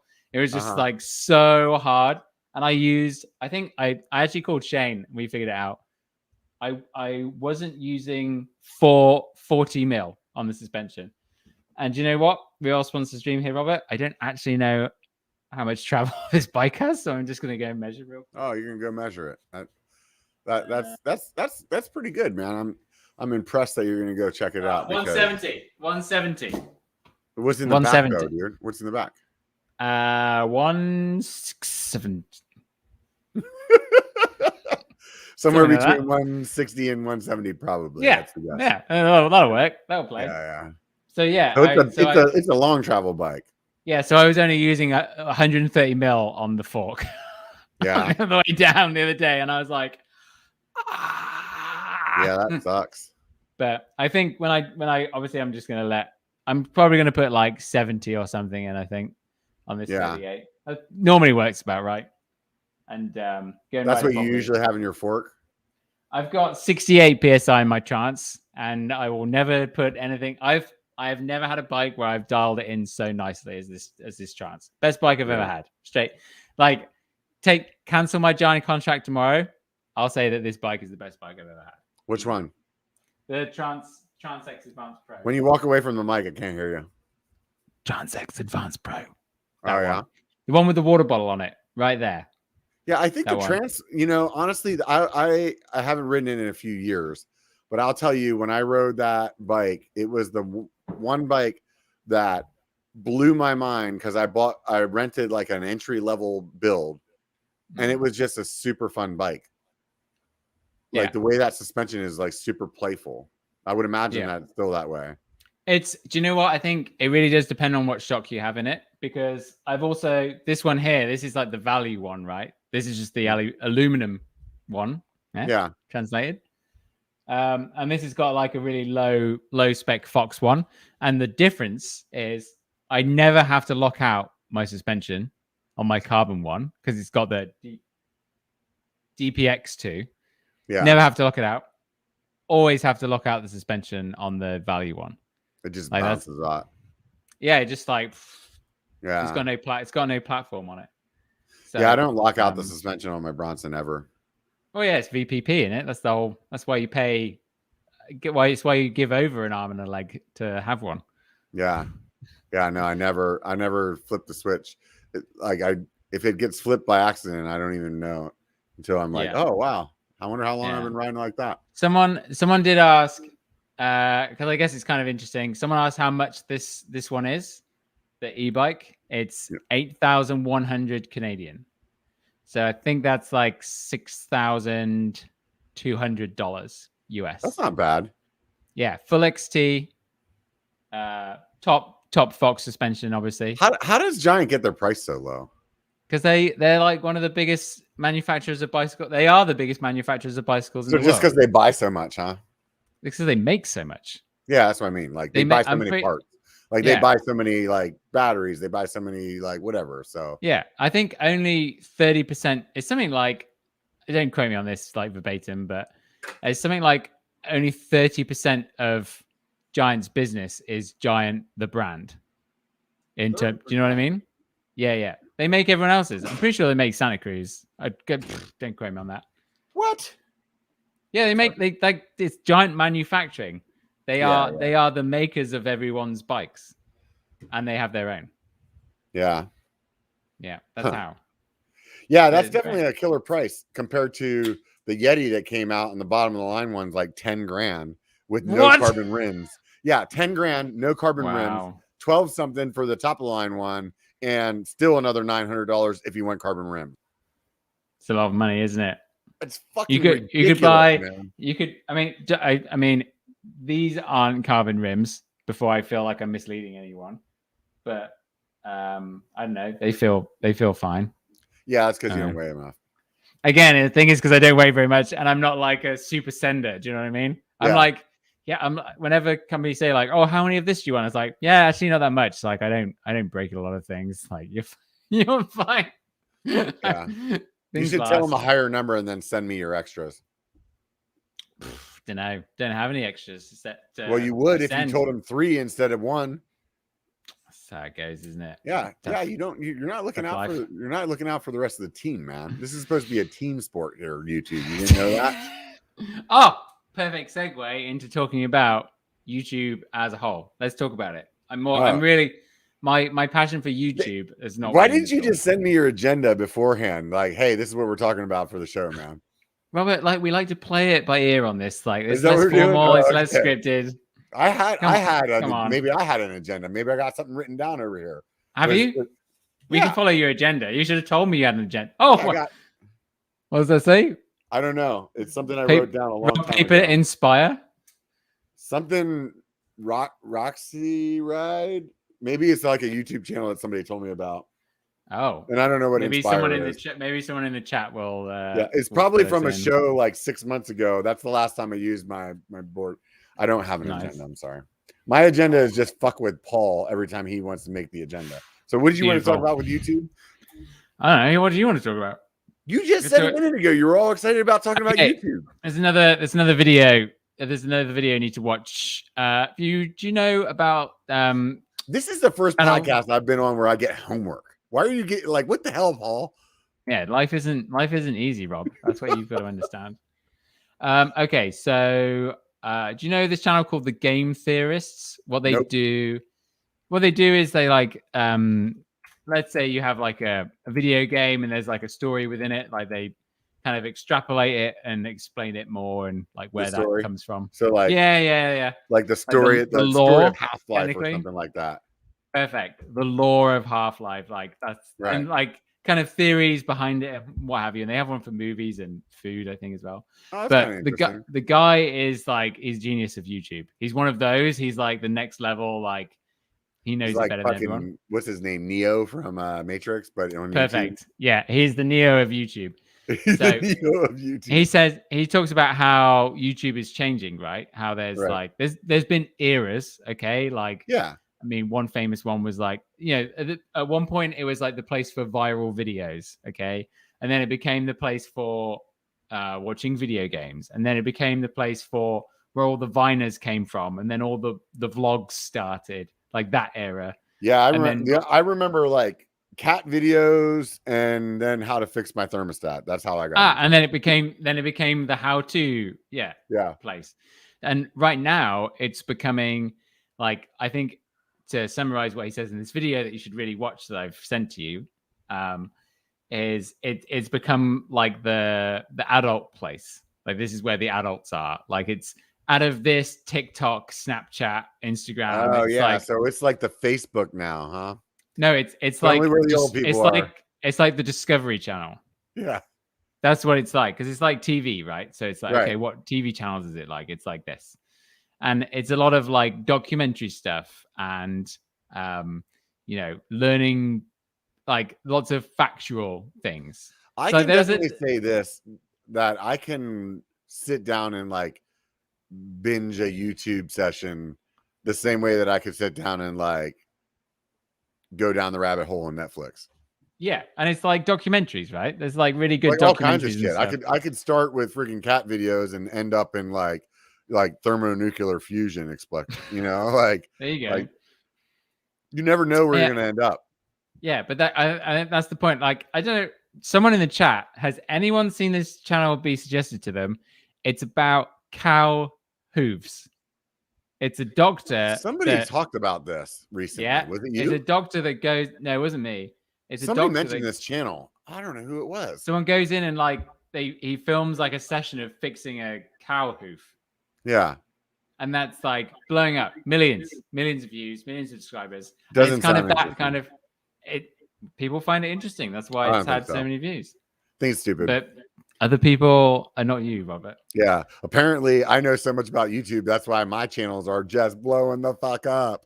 But like, it really is. But they're interesting videos. But you could explain it further. But that's kind of what it's saying is like, this is what YouTube is moving into, and arguably like this is kind of what like Seth has been doing for years, right? Like the informative, like almost mini documentaries about stuff. Uh-huh. Yeah. And that's why Eric BCPOV, he's making mini documentaries about all of his trail rides, and I think that's really what. That's where what's YouTube his release is right schedule? now. Is he like week or bi-weekly or? Bi-weekly. Yeah, every other week. Yeah. I was gonna say because he has a lot of B-roll shots in his stuff, a lot of like third-person shots. So, but I mean, he's also working with his wife, so I guess that probably helps a lot too. Like, well, if there's two of them helping filming stuff, like they've probably got it dialed, the setup. Yeah. No, I mean, I just thought of that part. It's like I don't really. I need to like recruit one of my friends into like being a cameraman and like actually thinking of it on that level. Hey, check it out, guys. I only need like 1,000 more people on Patreon, and then I'll be able to. Okay, here we go. It's time for Paul. It's time for Paul and Robert's deep conversations. Oh, why is money such a key thing for you making YouTube videos? Because I want to get to a point where I can quit my job. Okay, so what do you need to do that? More money. Okay, but how? What you really need is a bigger audience. And Yeah. how'd you get a bigger audience? Make better videos. Make better videos, and that's what it always There we comes go, down Paul. to. So it's nothing to do with the money. It's like, but then it's like you got to find what you actually want to do, and that's why I think those 90-second review things are so great. I think you should just do more of them. Like how long did it take for you to make that? Like 5 minutes of recording and maybe 30 minutes of editing. Perfect. Why don't you do 3 of those a week? 3 a week? Oh my God. This is ridiculous. I don't want to quit my job that much. You could do it and anything. Like it's and like that would be. You should just. Do you know what I really think? This is my takeaway of YouTube right now, is that you do one. Yeah, classic Paul advice. Thanks, Joe. Yeah. I knew that Joe from Colorado Kid. For those of you guys that are listening, he just made a comment, said, "Quote, make better videos." Unquote. Classic Paul advice. And yeah, this is 100% what I knew was coming when we started this conversation. So that's why I already started like giving Paul the bullshit. But we can talk about how I've been playing a very small role in what Bobo's been doing. Like it really is just like, you know, Remy Mataille has been asking me like, oh, why is my last video not done very well? And I was just like, maybe the video wasn't that good. Has that thought crossed your mind? And he's like, oh, what about your last video? Like, it was one of your better videos and it didn't do very well. And I was like, maybe no one cared. Like, that's probably the answer. So yeah, I think War Within actually just said something in the comments here that's pretty dead on. Is like, I would need a sponsor to send all those parts. And that's honestly, like, I could go through my garage and you've got a week so much for a stuff. while, but I'm going to run out pretty fast like that. And then, okay, so what would you do? What would be your solution if you couldn't do anything? Do you have a bike shop that you're friendly with? Not friendly enough to give me stuff for free. But you could just walk in, find something, and then, like, I think that would be funny to a certain extent. Yeah, like, but hey, I'm Robert. I've just walked into this bike shop. I'm going to review this water bottle. Like, I think that's because you're a funny guy. Why don't make it funny? Like, pick up. Hi, I bought these vernier calipers from Amazon, and now I'm going to review them for biking application 90 seconds. Start the clock. Like, I think that would be great. Just only do that on the biker channel. But like my serious, like actual YouTube advice, I think, is do one thing. If it's popular, only do that thing. Yeah. Just repeat. Like you can find it in everything. So like Eric and his trail. If he only built his trail and made videos about it, whoop, up you go. Yeah. Boom. Like, and I think people that enjoy the 90-second reviews enjoy them, but they're not getting the views because you haven't done enough. You've barely started. I just started. Jesus Christ. You said, that's what I'm saying. Like, don't have these expectations of success when you've only just started. I'm not having any expectations. I feel like you're having more expectations than I am about them. You just said the video didn't do very well. No, I'm just saying that they're not like carrying a lot. They're not carrying a lot of views. But like, I'm sure that over time, they will get a lot of views. I feel like they will over time, because I feel like those kind of reviews are things that people come to look for. They don't, I don't feel like for me personally, if I'm not interested in buying a new set of grips and you make a grip review video tomorrow, I'm not going to watch it. No. But whenever I'm looking for those grips and it comes up on my list, oh, here's a short one. That's the one I'm going to watch, because I'm always looking for everything. The smallest amount of time. Like when I'm looking on how to do something for Adobe Premiere, there's a 12-minute video and there's a 3-minute video. I'm watching a 3-minute one.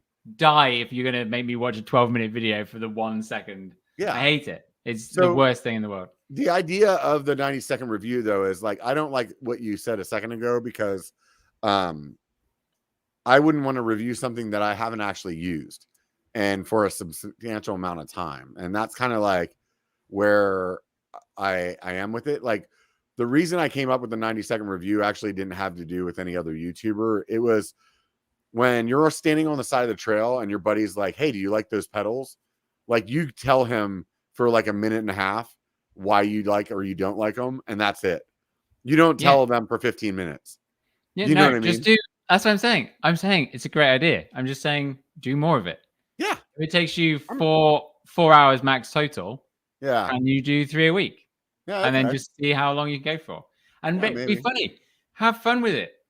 Just pick up something like, hey, I've lost my right glove, but I've got my left glove here. So I'm going to give you a review of the left glove of my gloves. Or I don't know, just something, just like make it like entertaining as well. Like you can be informative at the same time as being entertaining, and you'll probably have more fun. Yeah. Yeah, but we can talk about Bobo now because we're back to do my reviews though. The main reason that I need people on Patreon is for money to buy the stuff so I can get bigger. You've just don't think about that. Just work with what you've got, and then when you've run out of stuff because you've got how many stuff have you got in your bike? You got your Bronson, you got your wheels, you got your tires, you've got your suspension, you got your handlebars. Well, so far you got me through 2 weeks of videos on your rig. Drop a post, saddle, pedals, 8. That's one more thing. Anyone? Anyone? Gears, brakes, 10. That's that's 3 videos a week. That's 3 weeks of content. And then I'm fucked. Prove it to the people that you want to support you that you can do it, and then ask for it. Like that's my take on pretty much everything. It's like prove it. This left glove sucks really hard for the right hand from Shane. Shane, he's got it. Just be funny. People would come back. They're like, oh my god, Robert's back with another 90-second review. I love these things. Yeah. Hey, but Phil, come and look at this. And it's like, boom. But anyway, we can join it. So Bobo, right? Bobo, biggest success of recent YouTube, I would say. Would you agree? Yeah, no, he's killing it right now. He is 100%. He's about to. Oh, hold on. Hey, look at this. Don't you do that? No, look at this. Hey, this is not your podcast. Little super chat coming in. You don't talk about the super chats on this podcast. All right, fine. I'll shut up. You talk about it. I'm just telling you, man. You're doing like this is not the. Did you remember? Did you start? Are you hosting this one? Maybe I should just do that next time. Next time I have Paul on, I'm going to change the fucking logo up on the top. It's going to be Punter 1 Podcast, and it'll be Punter with a 3 instead of an E. And you do the intro, you run the whole fucking thing. You can actually just interview me. But are you going to call this super chat that you've just got? Like, he hasn't even seen it. Oh, this is my podcast. Of course I saw it. It popped right up, dude. This is not the point. Like the point of this podcast is for us to talk, you and me. Okay, so let's talk about Bobo then. Good point.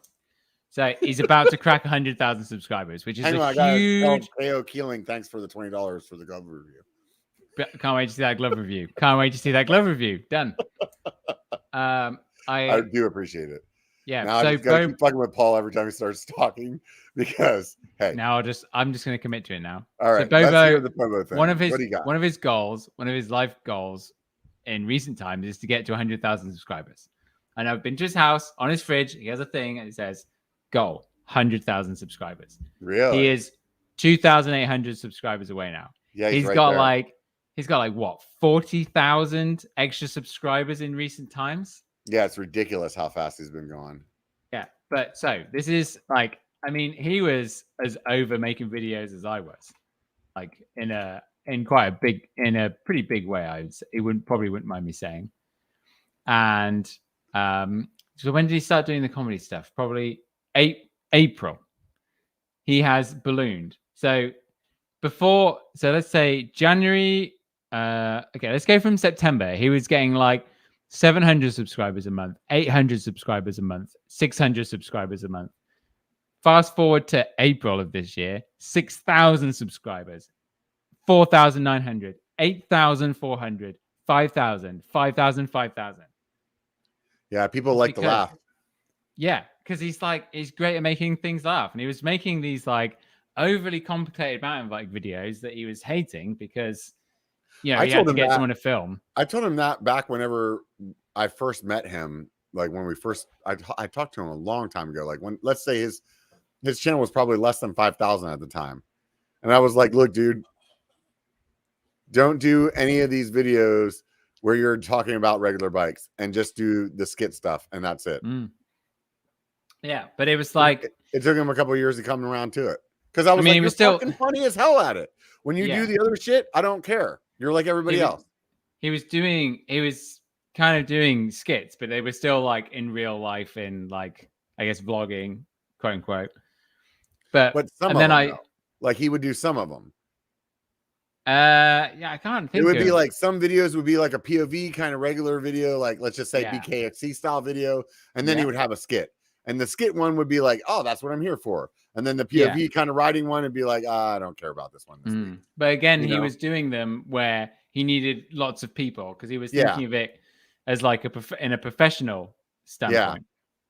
And then I started now that he's his own actor for like all of the characters is fucking hilarious. Yeah, exactly. Because I was like, look, they're these comedy people on YouTube called like Gus Johnson, Julia Nolke, who's super she did the talking to your past self about the pandemic.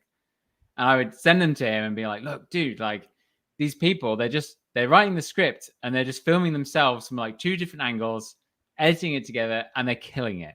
And I was like, you could crush doing this. Yeah. And I'd send him like so many people, like all the time, like do this, like this is it, like this is you, just try it. And I was like, because he was stressing, they needed so many people and he was reliant on so many other people to help him make videos, which is completely true. And I can completely relate to that as well. Yeah, I can relate. And it's the worst when you have to rely on other people to make videos, honestly. So then after ages, he was like, okay, I will try. I think he did the like, he tried to do one that was something like talking to, I don't know, some state in America. What is it called? Southern grandparents. Yeah, he tried to do that and it didn't do very well. He tried to do what? It was one called Southern Grandparents, and it was like making jokes about. I think he saw another one that like people in the South. I don't know. I don't get it. Yeah, it's not my world, right? Yeah, I don't think I watched that one. So yeah, anyways. but then he does that guy who always complains about his bike. Right, killed it. Who doesn't know? Yeah. Who doesn't know people that complain about their mountain bike all the time? Do you know what I mean? You're that and guy. Then it's like he's done When Your Buddy Gets an E-Bike. Then he did the music video, which is kind of his tricky third album. And then he just got back into like the mountain biking is too expensive. The guy who says you too much, fucking perfect. I hate those people. And it's just like I don't know anybody that says you actually. So dude, all the time. Mo says it a lot. Like, I don't watch his videos. Oh, he says it a lot. It's like I think what area of California is he? It's different to yours. Yeah, and you're Northern California, right? Yeah. Okay, right.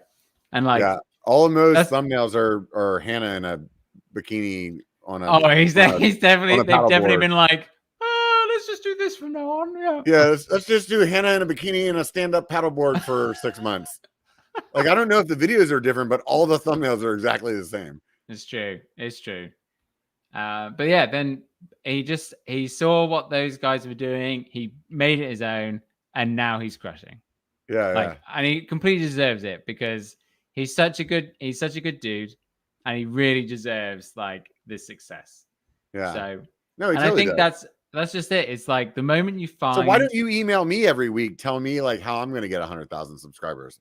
Do I just need to write that on my fridge and not get ideas? Fuck you. I have already done this to you. I said, Robert, go out at the fucking last biker bar. I was like, go out, lose a bunch of weight through mountain biking, make diaries of it. Step 2, question mark. Steps 3, profit. That's and right. You were on it. Like those, your weight loss videos, I send them to everyone I know. 100%. I'm just like, check out this guy. This is great. Like he's losing all this weight. It's going to be amazing. Like just keep watching. And like, that's like that is it. Like there is no one that has filled that void. Like people fucking love a makeover. One of my ex-girlfriends sends me a text saying, "Hey, I've been watching Robert's weight loss." Yeah, that's funny. What more do you need than that? That's pretty cool. And it's like they were so good, and like I'll never forget. There was that one episode where you went and got a takeaway, and I was watching it like, no, he's gone back into old habits. Like it's over. No. And then you went, just kidding. It's a salad. And they're like, oh. That's funny. And like, that's it. But it's like, you were doing it. Video. So like, what happened? Huh? What happened to the videos? I'm working on it, man. I'm like at a spot, dude, where I like feel like I need to like lose more weight to like make the video make sense again, you know? So what changed? Because you were crushing, and I completely get like, you know, you get to a plateau and then things get harder, but you were doing so much. Like are you still riding a lot? Yeah, I ride like between like 5 and 7 days a week. That's insane. That's 5 to 7 times more than I ride. Yeah. Yeah, no, like I'm actually kind of anxious to see what my Strava like wrap up for the end of the year is, because last year like I just crushed the year before. But the only thing is like this year the mileage isn't going to be the same, because where I was riding 5 days a week on the road bike, I'm doing more rides on my mountain bike, which then are like less mileage. But my elevation this year should be like nuts compared to last year. I'm like actually really excited to look at it. I know you can look at it like through the year. I just don't, you know what I mean? I want to see like, I want to be shocked that in December or January or whenever they send that like message out and you're like, oh my God, you know what I mean? That's great. I like that. I'm a big fan of that. Yeah. But, yeah, I mean, I think that there's a couple of things, you know, like honestly, I think that my personality is like try to like all or nothing it. So like make big losses and like just be super freaking strict. And then I think I got comfortable with where I was. Yeah, you're like, oh, I've done it. I've finished. Like this is fine. Because I think some of it for me, when I started saying I wanted to be 220, like I thought that I needed to be 220 to be in the kind of riding shape that I'm at like 250. Right. You know what I mean? Like I thought I had to be 220 to be like crushing the kind of miles that I'm crushing and crushing the kind of rides that I'm crushing. And like my skill set now compared to a year ago is like night and day. Leaps and bounds. Yeah. Like it's crazy how much better of a rider I am right now. Yeah. But what like do you not think like if you keep going that level would it be even more? It's hard to say. Is that not? You know, I mean, yes, I still want to hit the goal. It will. Yeah. It will be better. Like that's just fact. Like I feel like this though, and I've said this to some other people. I feel like I could have a year ago or whenever, it was actually a little more than a year ago when we talked right before I started, because it was like the 4th of July weekend. And I feel like if I would have rode just as much bike and still ate like shit and didn't lose weight, that I would be the same rider that I am today. I don't really feel like losing the weight has anything to do with it. I think it does 100%. I personally don't. It's going to be easier. Like it's easier to move everything around your total system of human. I just don't. I don't know. I just don't. I don't buy it. Like I feel like Do you think there's a bit of self-sabotaging going on there?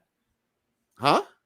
There's a bit of self-sabotaging going on there. You're like, oh well, it won't be any better. So what's the point of doing it? No, I don't think that's it. Because I still am trying to hit the goal. I mean, that's not the case at all. I'm just trying to be realistic. Like I don't necessarily think that the weight loss is what's made me a better rider. What's made me a better rider is putting fucking like 10 times more time in the saddle than I did before. Well, and then like, I guess losing weight is just like a nice side effect of that. Yeah, is that fair? It is. Okay. 100%. Because it's not like, dude, it's not like you can be a welder and if you lose weight, you're a better welder. That's not. But if you start welding 6-7 days a week, if you're a marathon run, hold on. If you're a marathon runner and you lose weight, it'll make marathon running easier. Like you're picking and choosing your activities there. I feel. Yeah. But like, I think why not just focus on the goal of like trying to ride an insane amount of mileage? Why not stop doing the weight loss stuff and saying, hey, how much are you now? 2.4? No, I'm at like 260 right now because I 260. Backslid. Yeah. Okay, so why not say I don't know, what's a lot of rides? Like 150 in a year? Like 260-pound guy tries to ride 150 times in a year. Like, why not change the narrative from like the goal that you're not on board with, arguably, but you are on board with trying to ride as much as possible. Like, why not change that? And then you just say actually, a side effect is the other goal. The thing that I hate about getting on with you, because what you end up doing is talk about the shit that I'm trying to do. So like last time you told me I need to lose weight, and then I was like, oh, and you're already fucking doing it. I couldn't believe it. I was like, you bastard. Yeah. So, good, I think you just hit on something though that what I've been thinking about is I've watched these guys do these oh my God, I just forgot the Everest challenge. Yeah. And I don't think that I'm gonna go do an Everest. But I watched one recently and it really inspired me to try to do something like way above and beyond what I think is possible. And so it made me think about when I started this journey, one of my things was doing this ride in my local area that was like 30 miles and like 45 feet or 4,500 feet of elevation. I've never done that ride before. And I always wanted to do it. Wait, what did you say? 3,400 feet. Hold on. Sorry. No, 4,500 feet. 4,500 feet. Okay. Yeah. I don't know. So it's like 1,200 meters or something like that, dude. Hey, don't play yourself short. It's 1,370 meters. That's a big day. Right. Yeah. So I wanted to do that ride for a long time and I had never done it. Every time like I would get close, I would do like the ride before that would be like 23 miles, but I would never do the next ride that was like 30, right? And so I was like watching this guy do this Everest and I was thinking to myself, man, like what sounds like stupid to me right now? And like stupid to me right now is like, well, what if I did that twice? Like last year, that was the biggest thing that I could think of. So what if I did it 2 times in a row? Like, can I do that? So that's actually what I think that's my next project that I'm working on with the channel. That would be cool. What about the 10,000 feet ride? Can you do that? That's kind of that would be pretty close to it. I mean, that would be 4,500 times 2. 100 feet? I mean, what's 100 feet? That's like a set of stairs or something, isn't it? Yeah, so I'd be off by 1,000 at that point. But the road to the 10,000 feet ride. That's cool. 10,000 feet. That's it. One ride. 10,000 feet. Do you know what's better than 9,000? 10,000. Do you know what's not better than 10,000? 11,000. Not better, huh? It's not. Nobody cares about 11. Nah, 10,000 is like this magic number. Yeah. Joe's saying there it is. Joe, there it is. 260 pounds, 10,000 feet. 10,000 feet. Yeah. Could I do it? Can't wait for it. Can't wait for that thumbnail on Monday that you've already. I need help with the thumbnail. That's what I need with. I don't know. I don't understand why your belly one wasn't the best one. That was mine. Right? I even tried it twice and it didn't work. Really? You even tried it on your podcast and it didn't work. It worked on the podcast. It did? Oh no, not really. Yeah, I was like, I'm on your freaking B1KER Bar channel. No, the one that you had on yours. You used it on your podcast when you interviewed me. Yeah, I thought we were killing it, but podcasts are different to to videos. 100%. Where are we looking? This is great audio podcast. What are you talking about? Yeah, I just can't. Do you know what? I think it's the text. I think you should have and a better title. You should get rid of the text in the title, and you do before over the fat one, and then after over Robert nowadays, and then in the title just say like how much weight you lost, and it's just more general because like there's lots of things here that like it says ride bike, like there's no bike in the thumbnail, so you don't know what biking has got to do with it. Yeah. Lose 60 pounds. It's like, I see what you're saying. I don't know. And then like perseverance pays off, 80-pound vlog. Like it's got that text is not how much weight you have lost. It's like it's a file name on a computer, which I always say. Yeah. So you know what I mean? Like mountain biker rides for 7 months, loses 60 pounds. Yeah. Like, do you know what I mean? Like that's a more engaging title than that. Like you don't on all these titles, you don't need like the dash and then the other thing. I think episode 2 is the one. It says something like ride bikes, lose weight or something like that, and it's like me like crushing some like downhill spot or something like that. That one I think is my best video right now. Well, I mean, looking from here, it's the can I lose 80 pounds and you measuring your belly, and that's got 50,000 views. No, the other one. Is that the one? I thought it was the other one, like lose weight riding bike. I thought had more than that. No, that's got 21,000 views. So actually, in some ways, I was right. In some ways, was the belly one. Yeah, you got it with the little belly one. Got it. Yeah, belly always. Son of a bitch. That I know. Paul was right. It fucking sucks, doesn't it? Fucking Paul. I hate it. Yeah, I like it when you're right, dude. I'm okay with that. I hate it. I hate it. I'm such a dickhead. That's the problem. Like I should be wrong all the time, and it really just crushes me when I'm right. It's like fuck. And I know that sounds stupid, and people watching be like, "Oh, this guy is the biggest prick," but it's just like it's really how I feel. But yeah, I can't wait. I can't wait to see what next videos you do. Like that's the thing. Like have the self-belief. I love watching your videos. I think they're great. I can't wait for them to What'd you think about my show all the freaking poaching video trails video?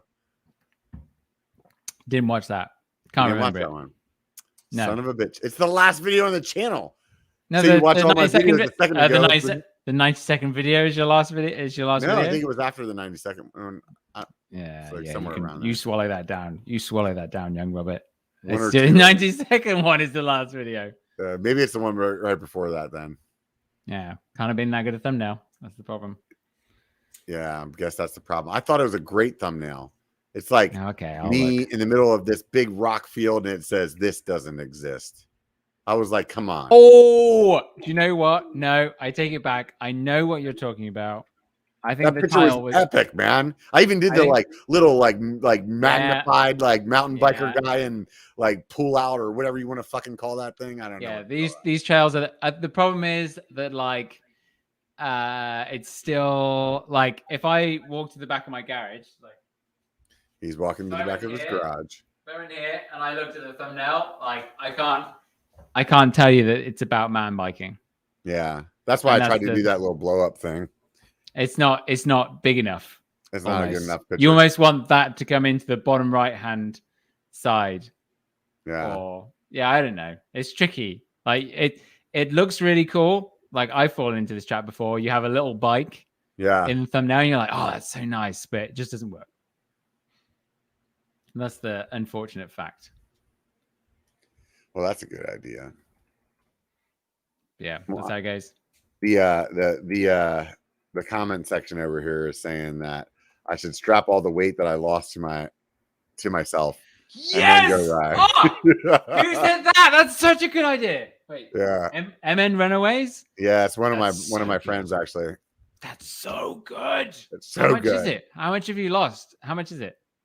Well, at this point, it would be like 40 pounds or something like that. It's not a whole lot. 40 pounds. That's a lot. If I went over to my weights that are clearly used loads in the corner of my garage here, and I picked up 40 pounds and strapped it to me, and walked around, I'd get tired. Yeah. That's such a good video. That is. And you start off the video and it's like, this year I've lost 40 pounds and today I'm going to put 40 pounds back on me and go mountain biking and see how much of a difference it made. Yeah. That's the intro. Nothing else. That's it. No. The intro, get rid of that. Just I changed the intro. Just get straight into it. Say do Mr. Beast style. You guys talked me into changing my intro. Actually, I changed it recently. In case you haven't noticed, so you watch all my videos. What's holding you back from doing it? Right, let's get a schedule. When are we going to see this? When are we going to see this video? 3 videos a week on the 90 seconds, and then you need a schedule on the weight loss. I'm gonna get 40 pounds right now. You get 40 pounds. See, dude, you need some more whiskey. That's what you need. I'm getting all fired up. No, it's really buried.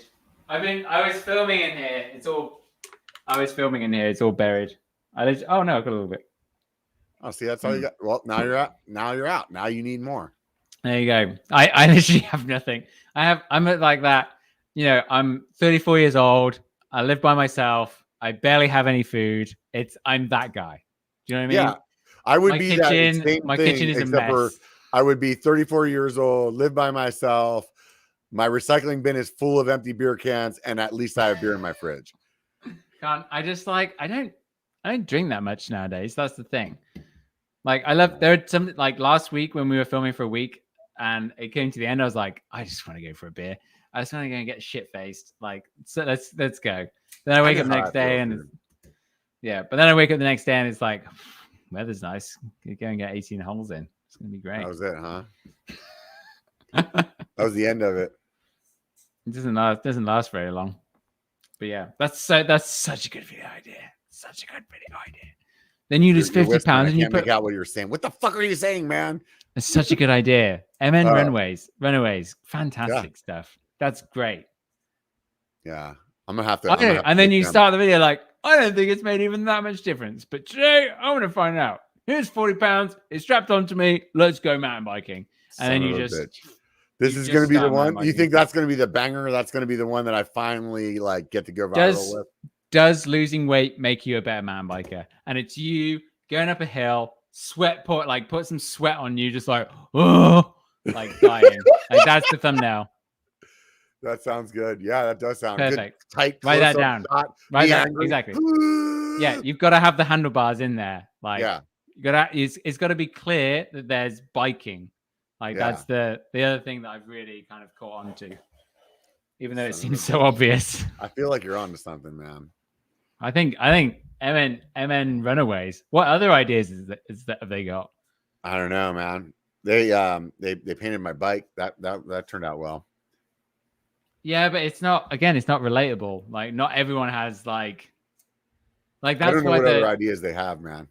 I'm just saying. That's definitely that's a person that I ride with all the time.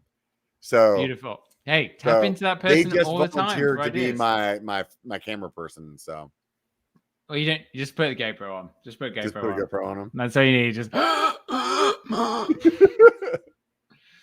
all you need. Yeah, I know. Yeah. Yeah. Oh, okay.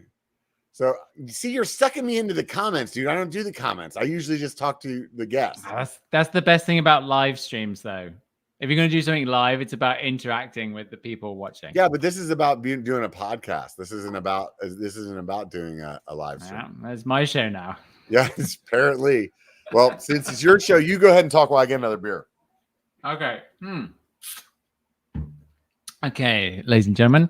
Yeah. What do you think about this microphone? Sounds good. I see Gossy. Hey, never seen that name before. You suck at being off the cuff there, man. What are you talking about? I was nailing it. I'm a professional. I'm a professional. You were professional. Let me tell you, I can give you advice on how to do a podcast, and you were doing it wrong. Hey, tell me. Do you know what? I accidentally logged into the Joey podcast the other day. It was like, your last video posted 72 days ago. And I was like, it's been over 3 months, 3.5 months. What's the deal there, man? Why are you doing that?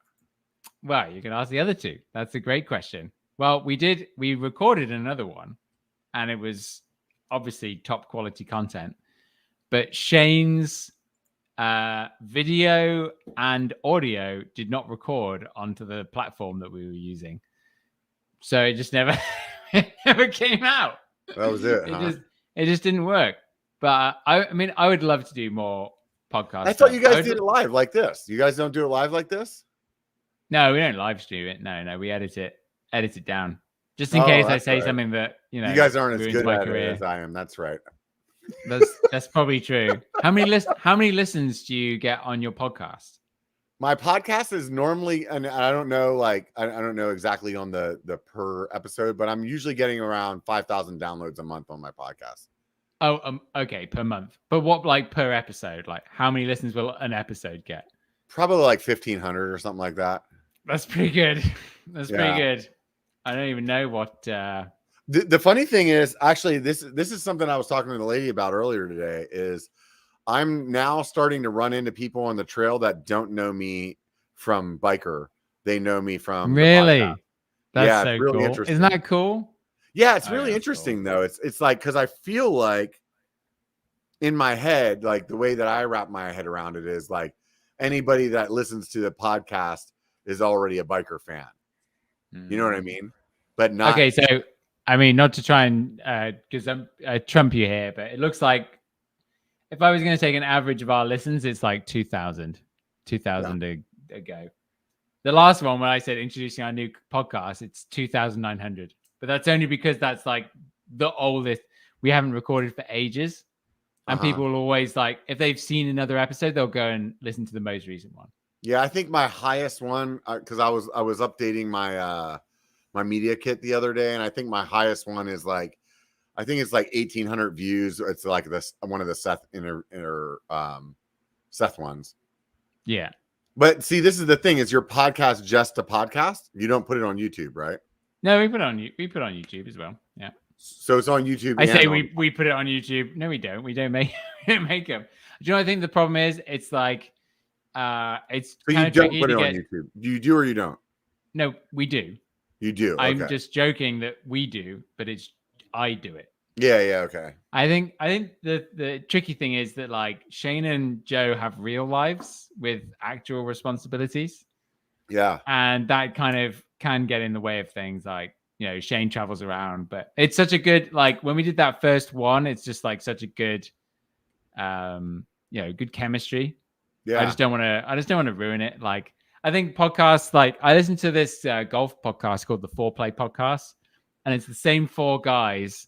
And sometimes they do interviews and stuff with, like, really well-known golfers. But I would way rather listen to just those four, just talk to each other. So I think that's probably why. I was kind of let down. You never reached out to me whenever you decided to start that project. We did. Oh, yeah, I don't know. It was more of it's a chemistry thing.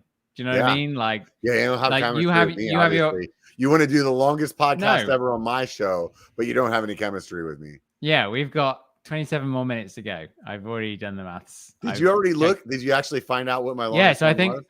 it's old Eric with no front brakes. I think he's got 2 hours 19 minutes out of you. Oh my god! Do you think there's a longer one? Well, I don't know, but I'm gonna cut you off at 2:18 no matter what. Don't crush me like that. I'm crushing it, dude.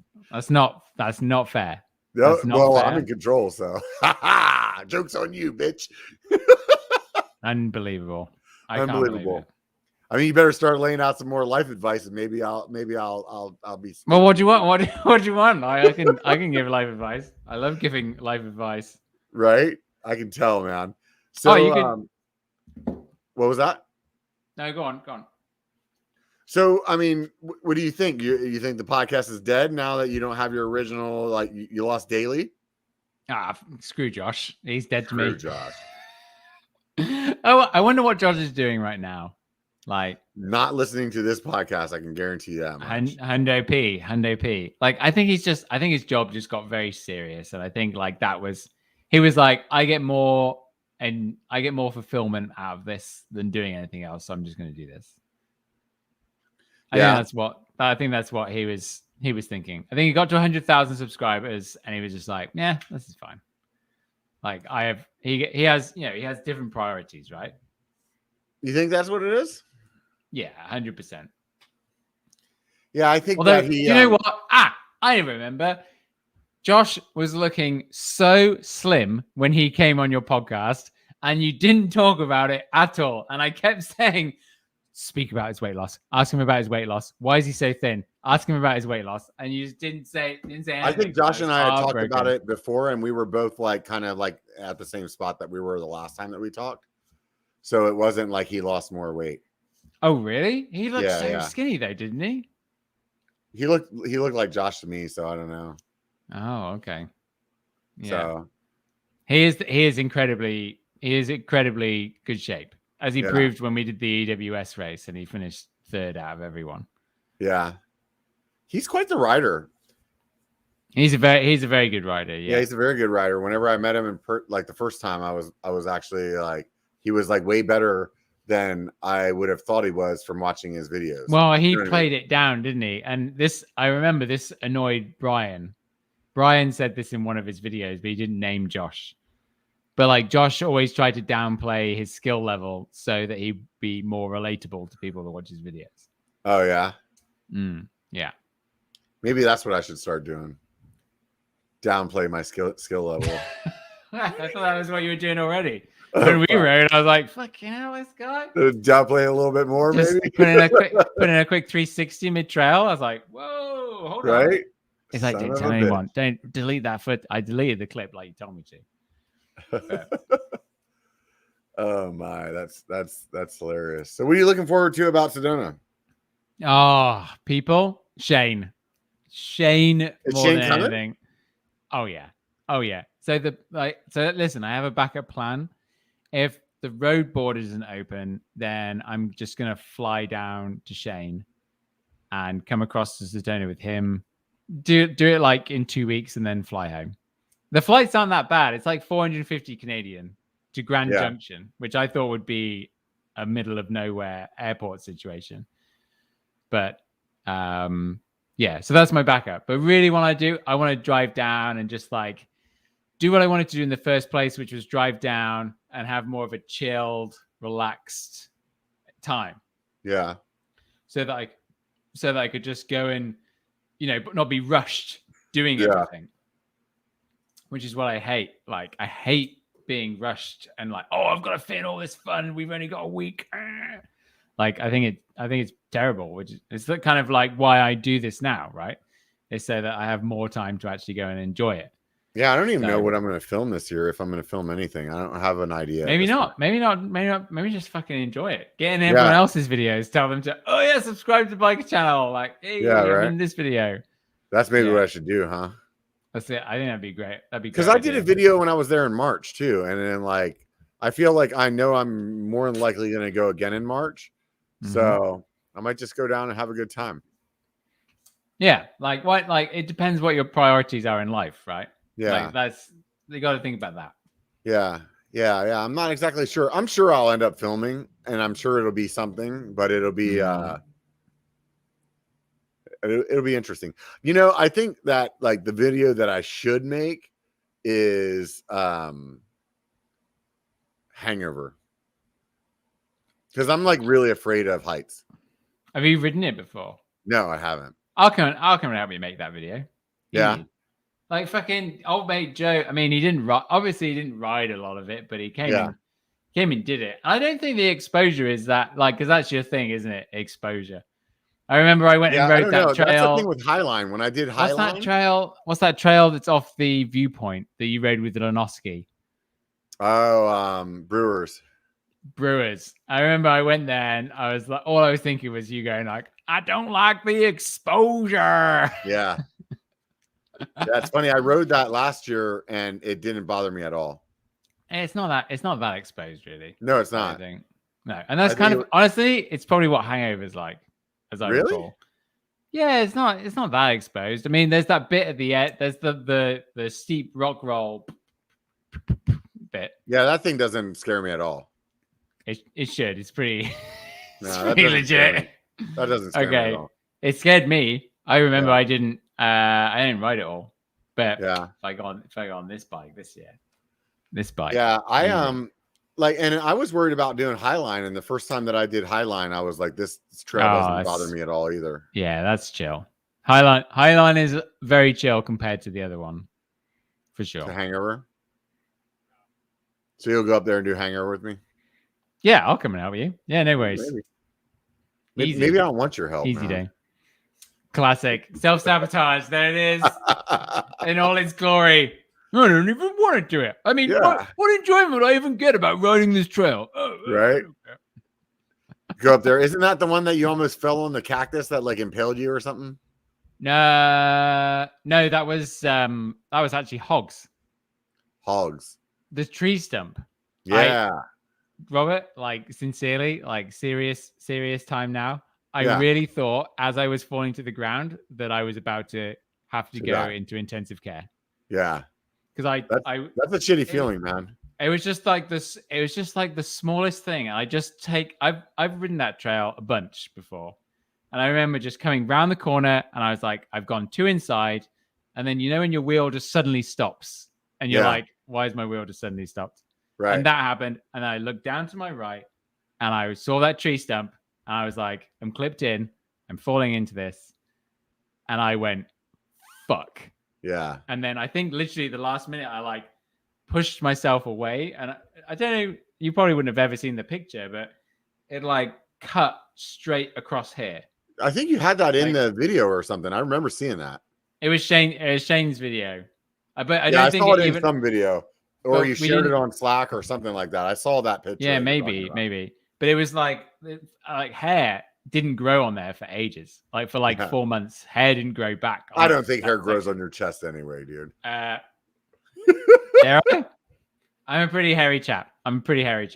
Really? I thought that was like anti-British, man. Oh, look at this guy. Ladies, one at a time. Dude, that's not even enough hair to call yourself a hairy chap, dude. But get fucked. It's the light. I got very good lighting. Is that what it is? Very good lighting would show me more hair than that, dude. I thought you were gonna pull down like an 80s that's a tattoo. You can't cheat with. You don't even have any hair. You can't sit there and like shit on me for not having hair when you. I know you shave. Yeah, and that's why I'd like to introduce this. If I don't shave, you see this beard here. This line right here doesn't exist. This line from my beard would just stop at like my toenails. You would be like, holy fuck, I'm getting interviewed by a Sasquatch. That's why I thought Manscaped was going to be a great freaking partner. That didn't play out. And that's why this week's sponsor is Manscaped. Yeah. Go to manscaped.com. I don't know if the they probably code like works those kind of sponsors, like they don't pay very much in terms of like grand sponsorship, because that's why they go to like the bigger YouTube people, because they're like, we'll pay this much. So I don't know. I don't know what the rates are, but I can't imagine it's like. Yeah, they didn't want to do what I wanted to do, but I figured. Did you message them? Huh? Did you try and get in touch with them? No, they reached out to me. Really? Yeah. Weight loss. Sponsor the weight loss videos. I don't know what it was, but like what they basically wanted like kind of do a trial run, and I was like, should have done it. We'll give it a shot. So I bet you would have had a lot of Wait, have you already done one? Is that what you're saying? With them? Yeah. Yeah, it was just they were on the podcast though. They weren't sponsored on the podcast. Okay. And the thing that was a downer was it was like a trial run for like 30 days, and 2 of the 4 podcasts fell through. Like it was like you didn't record them. No, it just fell through. Like I couldn't get a guest, or like the guest like had to bail out last second. So so I'm sure it didn't go as well as it could have, but so it is. Did you ask them? Huh? Did you ask them? Well, they didn't reach back out to me, so that was my sign. No, you should ask them and say like, "Hey, how did it go?" Like, I think you should get them to sponsor your weight loss videos, or your new biking as far as you've ever done things. No, I'm not doing that video. Yeah. Oh, so the good point Jump MTB brings up, which is what I was about to say, is that the stump that almost killed me is gone. Yeah, it's been removed. That's and good. it must have been removed from said video. There's a local trail that I ride on. I know exactly what you went through. There's a local trail that I ride on, and there's this rock roll. And when I went over the rock roll, like the key rock that would be there to like for your wheel not to get stuffed was missing. And like somebody must have went through, and when they went through, it just like pushed it out, and it kind of fell, you know. So when I came over the top of it, the rock was gone. My wheel sunk into the hole, and like it was like as soon as I saw it was missing, it was like, this is gonna be bad. And you know, I went over, and as I was falling, the bushes that were like trimmed next to it, like one of them was just broken off, so it was just this spear. And it was like, as I was falling, I was like doing the same thing as you. Like I'm in my head, like, fuck, dude, we're out here, we're pretty far right now, and I'm about to have a 1.5 feet of wood stuck through my chest cavity, and I'm gonna have to stay here while they ride back, and hopefully can get somebody out here before I die. You know what I mean? Like, that whole thought process went through my mind in that like split second. And something like you, I don't know how I like ended up like, I like think I pushed it with my hand, so it just like grazed me as I fell, and I didn't like actually like become a dead vampire. You know what I mean? And like, it was definitely the same thing that you said, though. I mean, I 100% know how that feels, and it's crazy how like slow time can go in a situation like that with your brain, you know? Oh yeah. 100%. Like that's what it was. I remember it was just like, I can already see the whole consequences, and the fact that it just like cut, just cut like all the way up. I was just like, can't believe that just happened. Yeah. That was legit. I at the end, I was even like, it's in me. I was like, it's in me, but I just can't feel it yet. That's what I thought happened. But yeah. So I used to tell some people that I felt like the first like YouTube mountain bike couple that like got together and got married and had a kid, and if like depending on how they did the videos, like they would blow up. And I remember talking to Dusty Betty about it, and whenever she was first pregnant, I was like, man, it depends on how you do this, like that could actually be like that really enrolled a lot of people into your family, you know? And I think what some people do is they end up like just not wanting to have that much of their personal life out there. So like Seth is a good example, right? Oh yeah. You know? Yeah. So what do you think is going to happen with Brian? You think that you think he's going to go for it? Oh, do you think he's going to have like a lot of his family on the channel, but like have it on the channel, like, because if he turned into like, I think so, like the Family Man channel, who knows? I think I can't speak for him. I mean, that's the first thing I would say. But I would say that Brian is very conscious of everything to do with YouTube. Yeah. Right. Conscious of the impact and everything. Yeah. And I would definitely, I think there's definitely like a, it's like, hey, Sarah, do you want to come for a ride? I'm doing a video.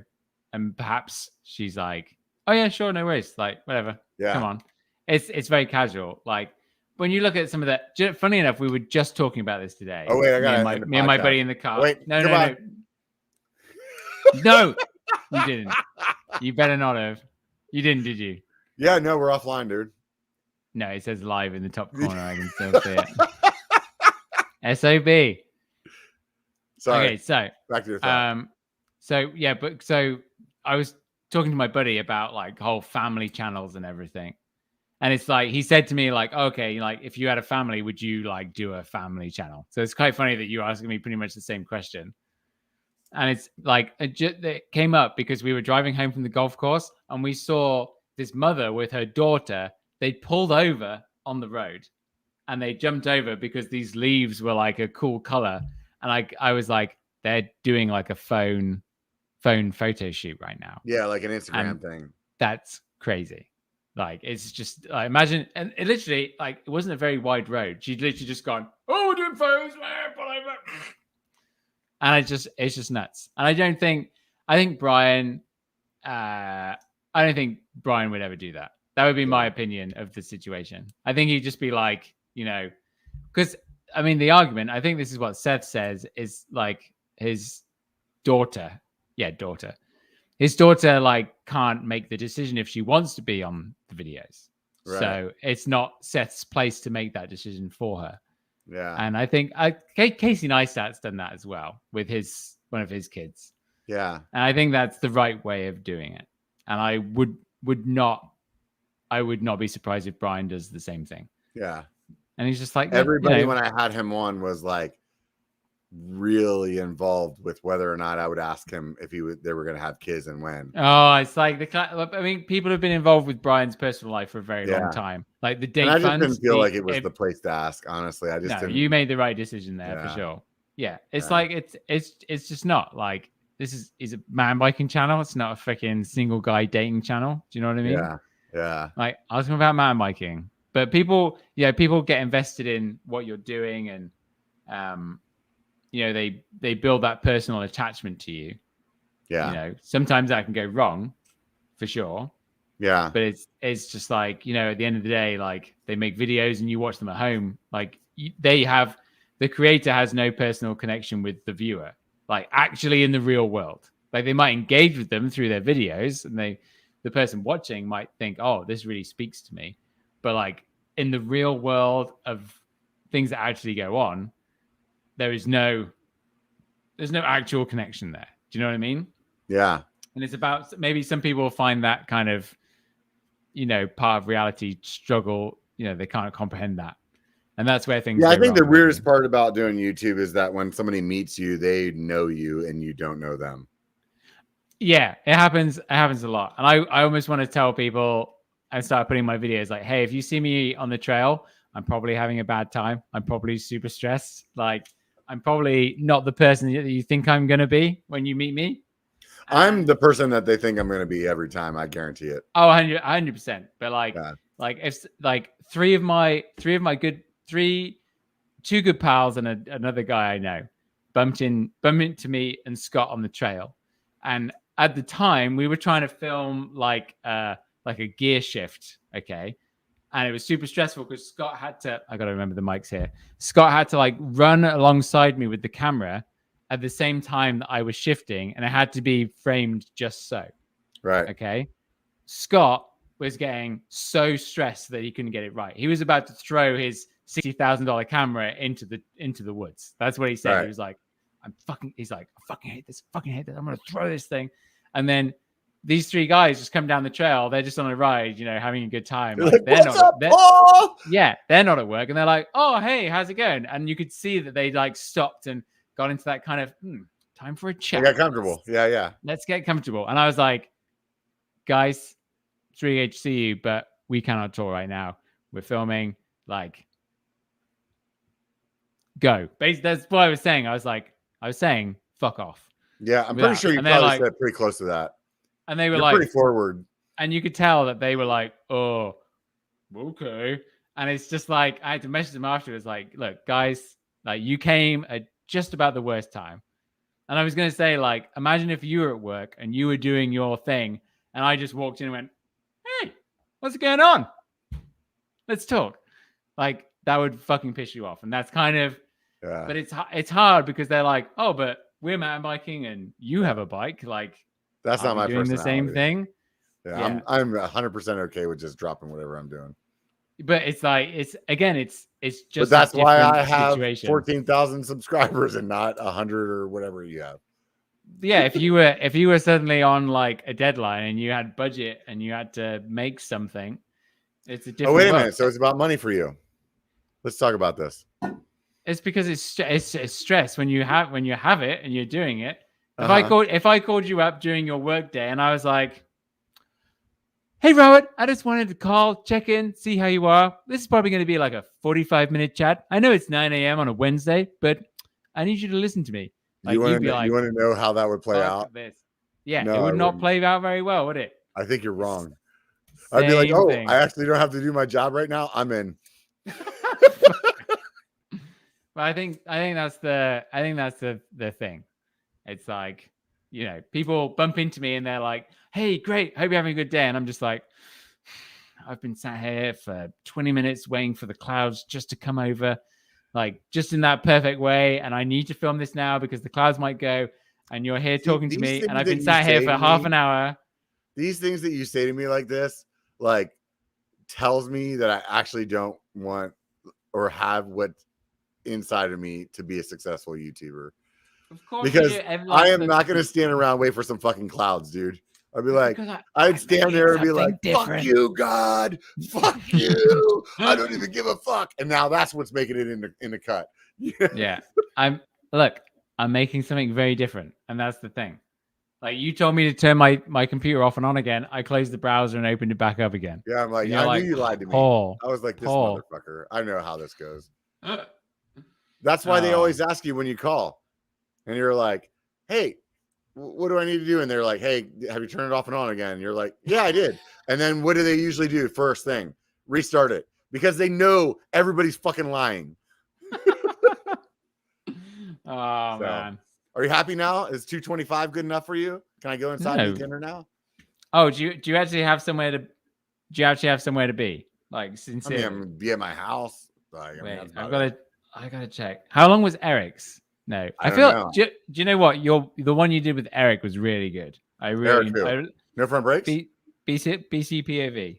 Yeah, I haven't talked to him in a while. He was. I was thinking about hitting him back up. I actually had a really good time talking to him. I think that was the first time I talked to him too. Kendall Weed, 51 minutes. What did he say? Oh no, he didn't have time. Oh, okay. Like he's like, oh, I need to be at like an hour. He's like guys, these bikes aren't going to wheelie themselves. Right? Somebody else has to do these manuals. Right? Play Jeff. It's so funny when it's obviously an incredibly skilled rider, and I would never say that, but it's like if he's being filmed, wheelie. Yeah, no, that guy's always on a wheelie or a manual. It's like just put the front wheel down for 5 seconds and ride your bike. I like his attitude though, man. He's super like positive. He's very, very positive. Yeah, very positive. So you saw the tattoo earlier. Oh yeah. Can you remember this? Can you remember where this came from? I was gonna ask you about that. How'd you end up? It was like Are you serious? You and Bobo got like a pineapple. I was like, are they swingers? Is that what's going on? What's going on? Yeah. What did we do the last? I actually saw when we did the last one. It would have been after. Yeah, of course it would have been. Pandemic was nowhere near. No, it was. The story was that when he came to Whistler, we were gonna go and get a tattoo when he was here, but I think we got too hungover on one day, and he completely outpartied me, and then I quit drinking for 4 months. But he said that pineapple is like a sign of friendship. Maybe in Hawaii specifically, like that's why all these like big party shirts have pineapples because it's like a friendship symbol. Yeah, I think he tricked you into being a swinger. You don't even know it. Yeah, funny you say that. Like I have people knocking on my door all the time, and I'm just like, you're like, why are these people always showing up over here? Because pineapple is also like the swinger thing, dude. You know that, right? Do you know Squamish used to be a very swinger culture? Actually. See, that's why you got the pineapple then. You were like, hey, come up, visit me in fucking Squamish. We'll get some pineapple tattoos. We'll hit the town. We'll eat some pineapple. We'll hit the town. Yeah, I don't know. There used to be like sex parties at one of the breweries. I found there. You go. Last year. Yeah, it would like get to midnight, and then no one would talk about what happens after that. Hey, that's the first. That's the first rule of the sex club. Of sex club. First rule of sex club. Don't talk about sex club, man. Don't talk about sex club. Yeah. Right. Jesus Christ. 100%. So, are you happy now? Is 228 good, or we got to go to? It's not bad. Do you have any like final questions? Like, because I'm probably not going to be on here for another year. So you can ask me anything. You can ask me. Do you have a question that you want me to ask? Because I mean, so far it's been the Paul show. Is there anything I haven't asked you that you're really ready for? Like, why are your trash cans in your garage? Like, you couldn't. Great question. Bears. That's why. Bears. Bears. Yeah. Oh my god! You said you don't even drink. So you can at least put the recycling one out.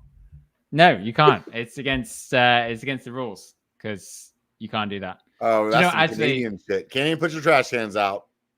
Not around here. Other places have them. It's just kind of annoying, isn't it? It's really annoying. It's like that bit of extra space would be really good. Do you know I feel like I would have to build a box on the outside of my house that I could put them in so that they didn't have to be in my garage. Yeah, I would totally do that. But because one of the things that I've done, check this out. I've got like a little golf simulator thing now. He's like hitting a button and there's a movie screen coming down from the ceiling. Yeah. Yeah. And very slowly. Very slowly and weirdly. Because one of the things I wanted to do was have because you can have like live stream golf simulator stuff. Because no one's really doing that. And I feel like that's like a possible niche. But I don't know. I feel like I actually need more space. This is it, man. You get 230 and that's it. Plus Daily just signed in. Look at this guy. Obviously late to the party. This live stream's trash already.